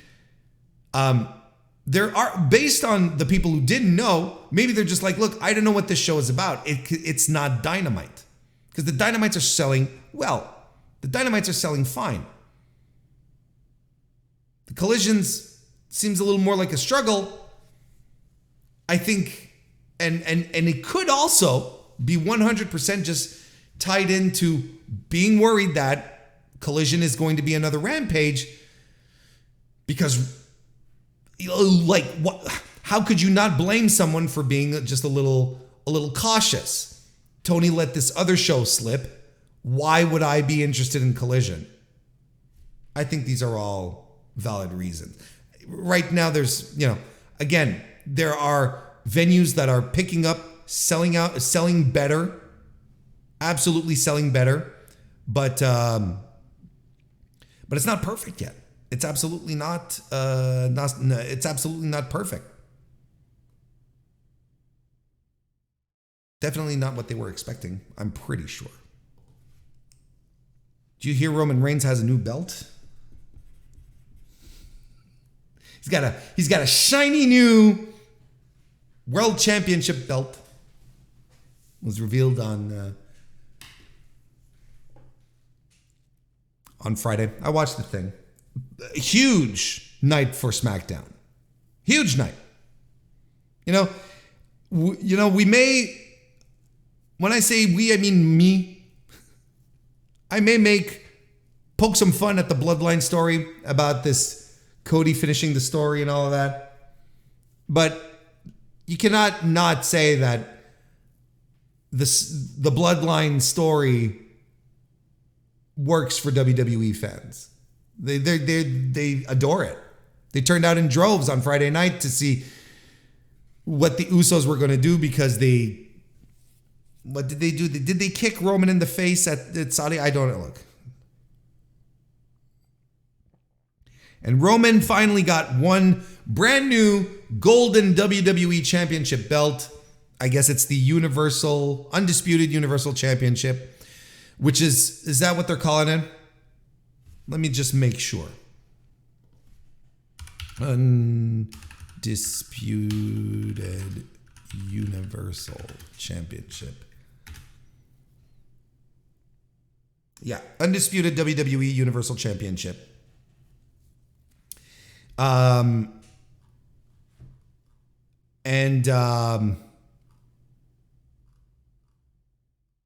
Which is weird because it is disputed, because there's another world champion in the company. Anyway.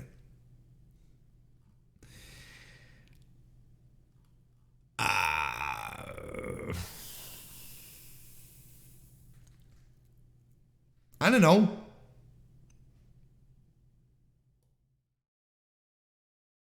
It's like they said they were going to unify the belts.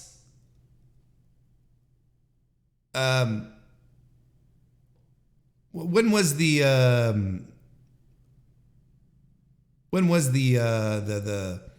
They said they were going to unify the belts back in April 2022, right? At WrestleMania when Brock versus Roman, right? We got it a full, more than a year later. I mean, it's fine. I don't know what are they doing with the histories? What are they doing with the histories of the belts? Because that's ultimately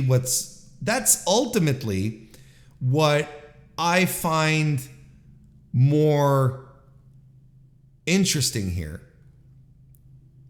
Because, Roman's a champion. He's a 1,000 plus day champion, whatever, because he's held the Universal Championship for 1,000 plus days, right? Whereas the WWE Championship is the title that has the lineage. That's the one that has the Bruno wins, the Pedro Morales, the Hulk Hogan, everyone, right? That's the one. So to a degree, I'm like, it's hard to get involved. I don't know what they're going to do with the lineages here. I don't know if anyone's talking about this, but I think this might be a way to make sure that Roman's legendary run with the title can't be contested by nerds like me, where they can be like, hey, you know what? These the lineage of the WWE Championship is now in this one here, so it's the same with Bruno and everything, right?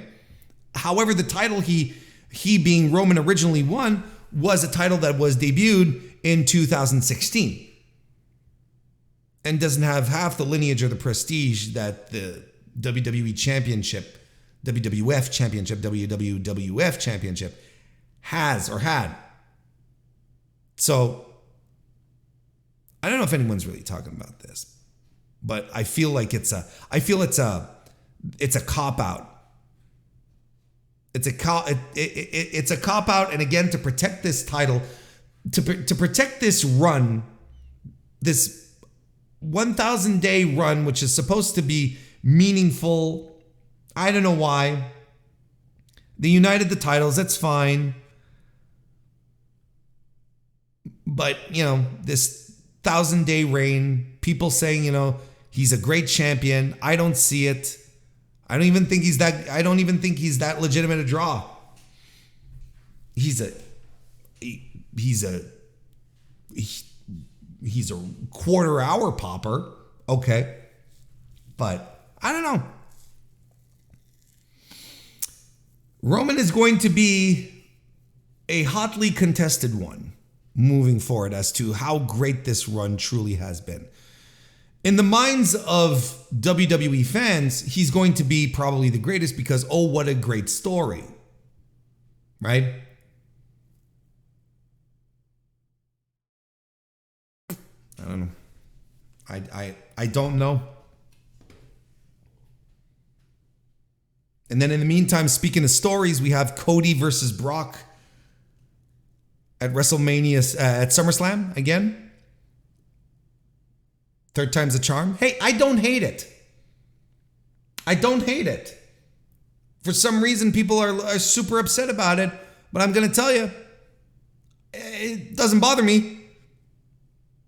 I'm okay with a rubber match, especially when it comes to Cody and Brock. Brock matches are refreshing on WWE shows. They feel different. They're wrestled different. They're paced different. It's a different beast, pun intended, altogether. And Cody's very good. I obviously I didn't watch the Saudi match, but I thought, outside of the shit squeak ending in Puerto Rico, I thought I enjoyed it. I thought it was a fun one. So I have no problems with this. There should be more Brock Lesnar on WWE television, if you ask me. But I thought, look, I had been told that Cody was going to finish the story at WrestleMania. No, I was told Cody was, here's a few of the things I've been told so far. That Cody was going to finish the story He was going to finish the story at SummerSlam.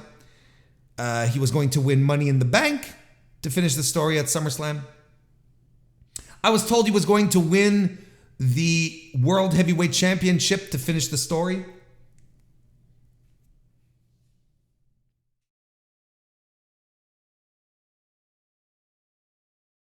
And I don't know. I don't know when WWE fans are going to learn that it never works out the way they think, and that they can keep throwing shit at the wall, and WWE will have a plan, and they're going to stick to this plan. Unless something much bigger happens, they're going to stick to this plan, whatever it is. But he's not winning at SummerSlam. And I told you all when Cody won that the opportunity was missed. You can't put the toothpaste back in the tube. The story should have ended there. Whatever's happening right now is an appendix to the story.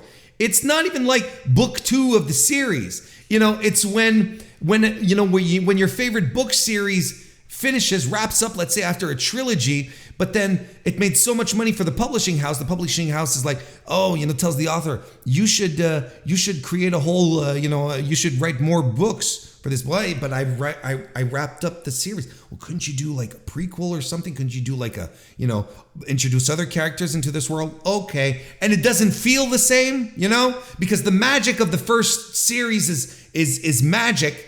And it works and it's perfect, and whatever is on the side just feels like, we're padding, it's padding. We're trying to maybe make some money, extra cash off of this. Feels like a money grab. This is what it is at this point.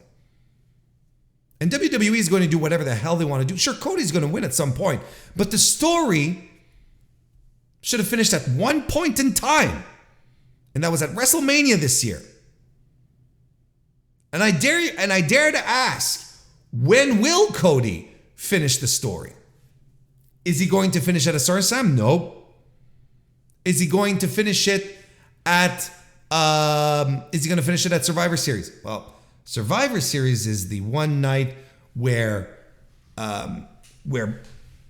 WWE, Raw, and SmackDown superstars face off against each other, yada, yada, yada, right? But usually, hasn't this been the thing?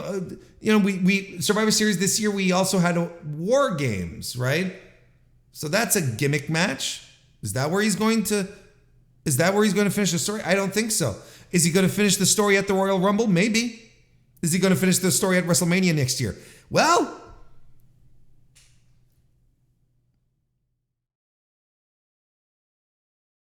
what if, and this is a big if, what if every WWE fan's dream comes true, and The Rock shows up for WrestleMania next year? Who the hell do you think Roman Reigns is going to be fighting at WrestleMania? It ain't going to be anyone to finish no goddamn story.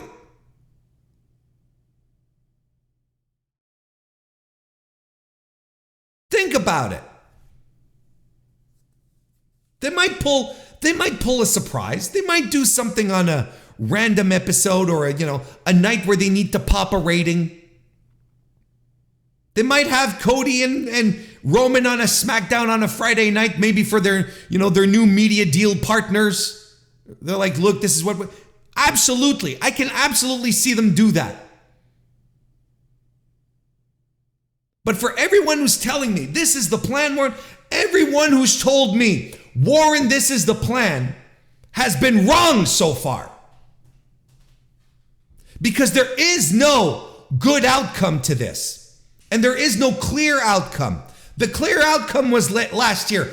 I had been priming everyone since WrestleMania 2022, telling you all, Cody is the guy. And he was pushed like the guy. He was hyped like the guy, and they didn't even have the balls to pull the trigger at WrestleMania this year and make a true to form superstar.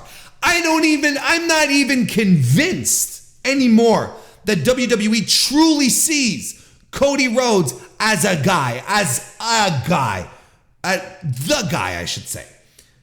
I'm not even convinced that he sees himself as they see him as the guy. They see him as a guy. Seth Rollins is a guy. AJ Styles is a guy.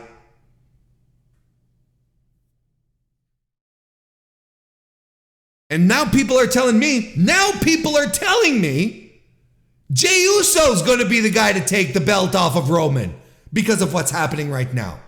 And they're excited about it. And I'm like, but what about the story? Oh, when Cody will win it off of Jey and that'll finish the story. And I'm like, you guys are just completely lost. It's not even a good story if that happens. I'm so sick of this story talk. Stories and stories and stories. You know, Trevor Dame on Twitter was making the rounds. He said something to the effect of, people who call wrestling movies need to watch both. I like pizza, I like burgers, but I don't want my pizza to be a burger.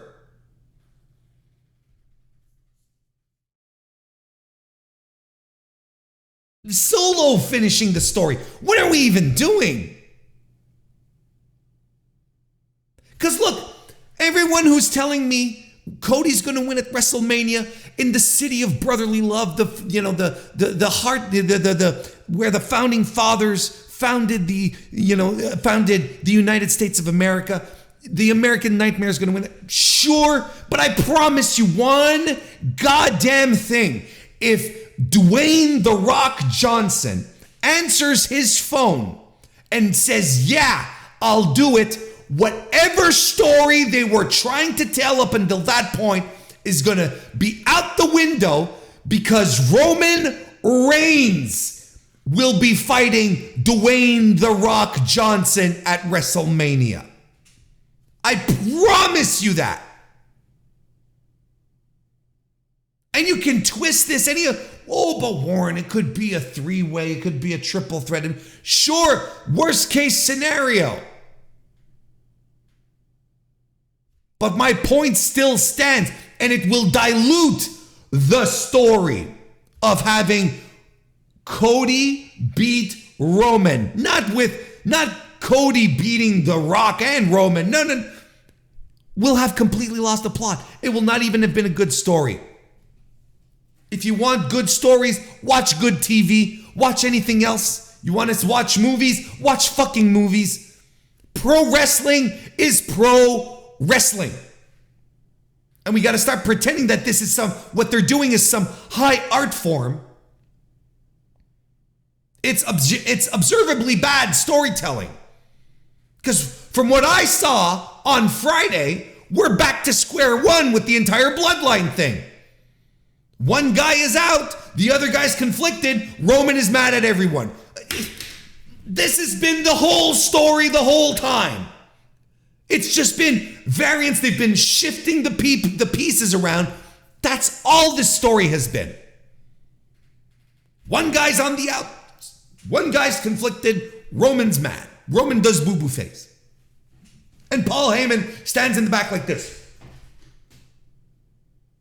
That's it. I've just wrapped up the entire bloodline story for you.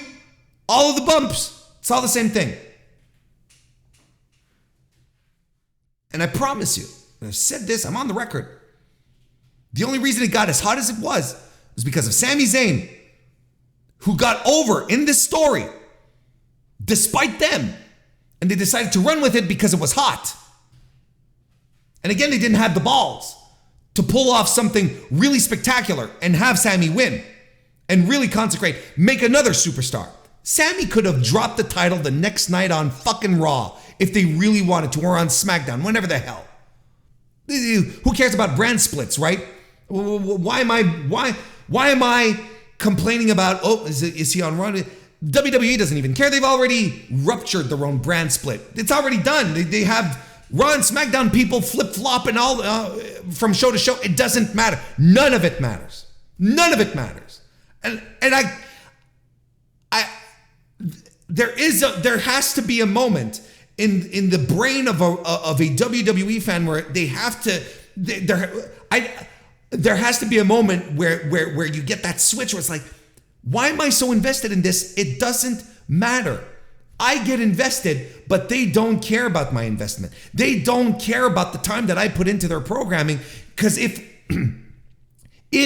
they cared about me caring about the draft and the brand split, they wouldn't have AJ Styles showing up on Raw. It's just as simple as that. They wouldn't have SmackDown people showing up on Raw and vice versa. But they don't. They don't care. None of it matters. Last but not least, WWE this week announced a deal with Twitch. Sent out a press release on June 5th. WWE announced today a multi-year partnership with Twitch that will see the return of the official WWE channel and popular WWE superstar channels featuring live and exclusive content. I'm going to take just a little drink here. In addition to the launch of the channel, WWE will debut today a companion sidecast to Monday Night Raw, bringing the WWE Universe behind the scenes and closer to the in-ring action. This weekly viewing experience will be led by a rotating cast of hosts and will regularly feature appearances by WWE superstars, unique and exclusive content such as backstage interviews, and more. Viewers can stream the sidecast live every Monday beginning at 8 p.m., blah, blah, blah. Additionally, the official WWE channel will be home to other live productions and will serve as an alternative streaming feed for all WWE's premium live event press conferences. Okay. Interesting. You know, so they came into a multi-year partnership. So Twitch is giving them money for this. Twitch is paying WWE. This is what this means. So they wouldn't be, so of course they're not doing this without getting any money, right? Let us not forget that in 2020, right? Was it in 2020? WWE had put the kibosh on wrestlers using other social media channels to make money, except for a couple of exceptions, and then brought that back in April this year, if I'm not mistaken.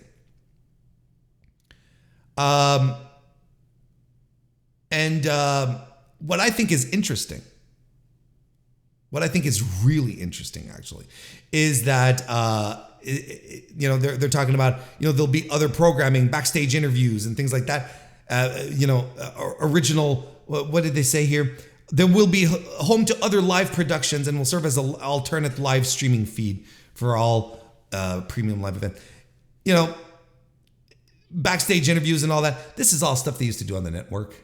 They, you know, there were sidecasts on the network. They never, you know, will they pick up steam here? I don't know.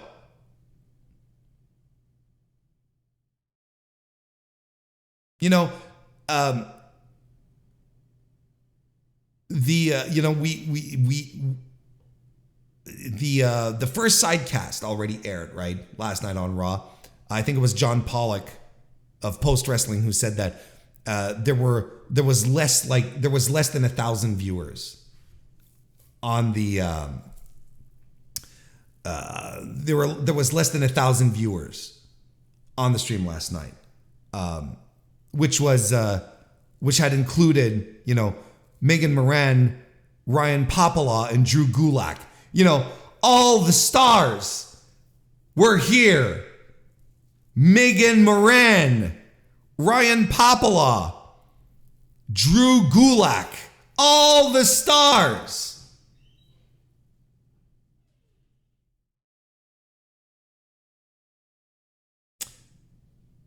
I mean, you know, they had tried to do this and then they got really pissed off at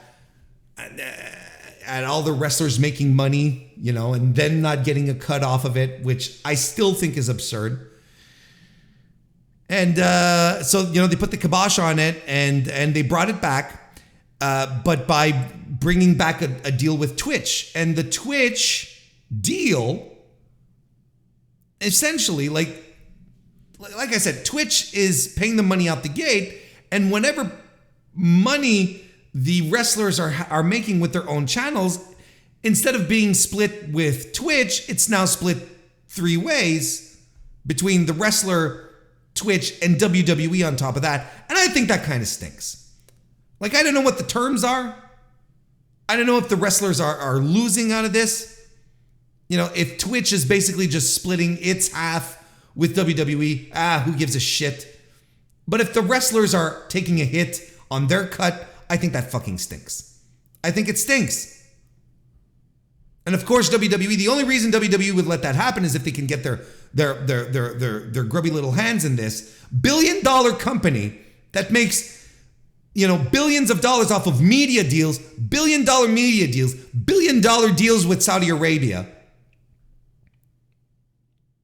And they're like, let me get like 30% off of your bits, off of the bits and your subscriptions to your Twitch channel. See, WWE doesn't want to make money at this point. It wants all the money. And that's what makes it completely fucking egregious. That's what makes it completely out of control and stupid. I mean, we're not going to look at when they're going to do their quarter, their next earnings call. We're not going to see, you know, in the revenue sources, Twitch, you know, representing like a quarter or even 15 or even 10% of their overall revenue. It's nothing. It's going to be minimal, mediocre amounts of money that they're making off of this. You know, WWE is not this little, you know, this mom and pop shop, this little startup, little train that could anymore. It's a mega corporation. It's huge. It is legitimately at this point too big to fail. So them coming in after the wrestlers' Twitch streams just to scratch a few more pennies off of whatever they could, I think it's egregious. I think it stinks. It's money grabbing, it's greedy, and they don't even need it. That's the thing. They don't even need it. I would probably be more favorable, slightly more, if WWE handled transportation and accommodations for its talent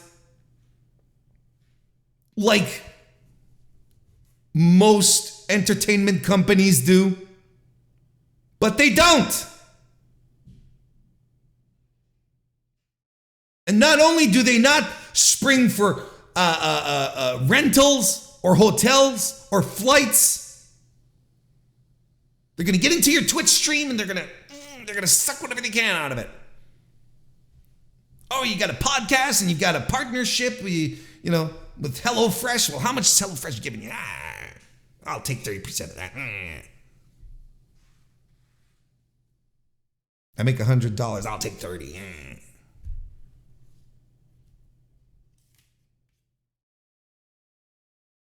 It's really, it really sucks. I don't know what they're going to do with this Twitch thing.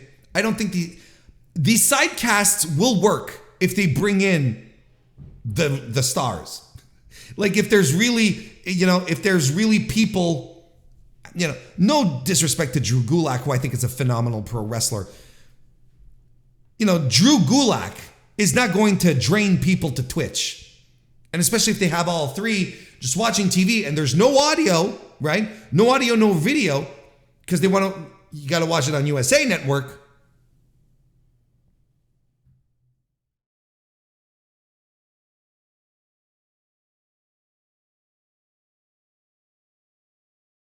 And I mean, NBC Universal has no stake in this. They have no stake in promoting the Twitch channel for WWE, right? Because Nick Khan was saying, I'd like to have a sidecast like the Manning cast, right?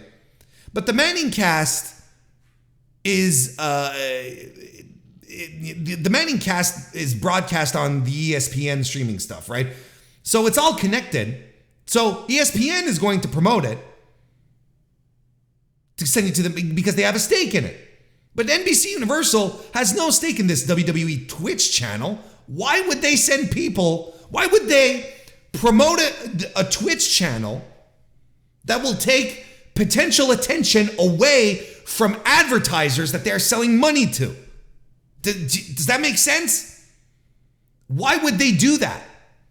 NBC Universal has no stake in this.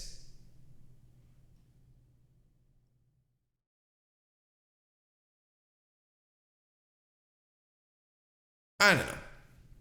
I don't know if they see this as another,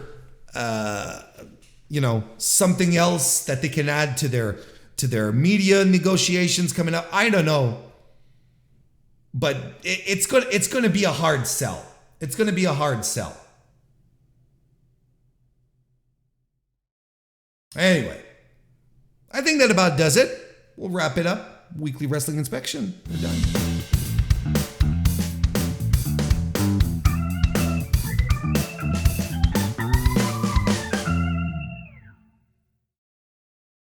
We are indeed done for this edition of the Mr. Warren Hayes Show. We're about to wrap it up. Thank you all for listening, for allowing me into your eyeballs and ear holes. I appreciate it a great deal. Look, if you haven't already, leave a like on the video if you're watching this on youtube.com/MrWarrenHayes and subscribe to the channel, because that way you'll be able to also know when I'm doing my Dynamite review, which airs every Thursday, the day after the Dynamite, so we can review it together and you can get in on all that good stuff. And if you're listening to this on your favorite podcast application, 5-star reviews on Apple Podcasts, 5-star ratings on Spotify, all that stuff helps out a great deal. But I do want to thank you once again for joining me, and I hope you have a great week. I really do hope you have a great rest of your week, and I appreciate all of you joining me this evening. I hope you have, if you were joining me live, of course. So I hope you all have a great rest of your evening. Otherwise, enjoy your week. And I will see you next time.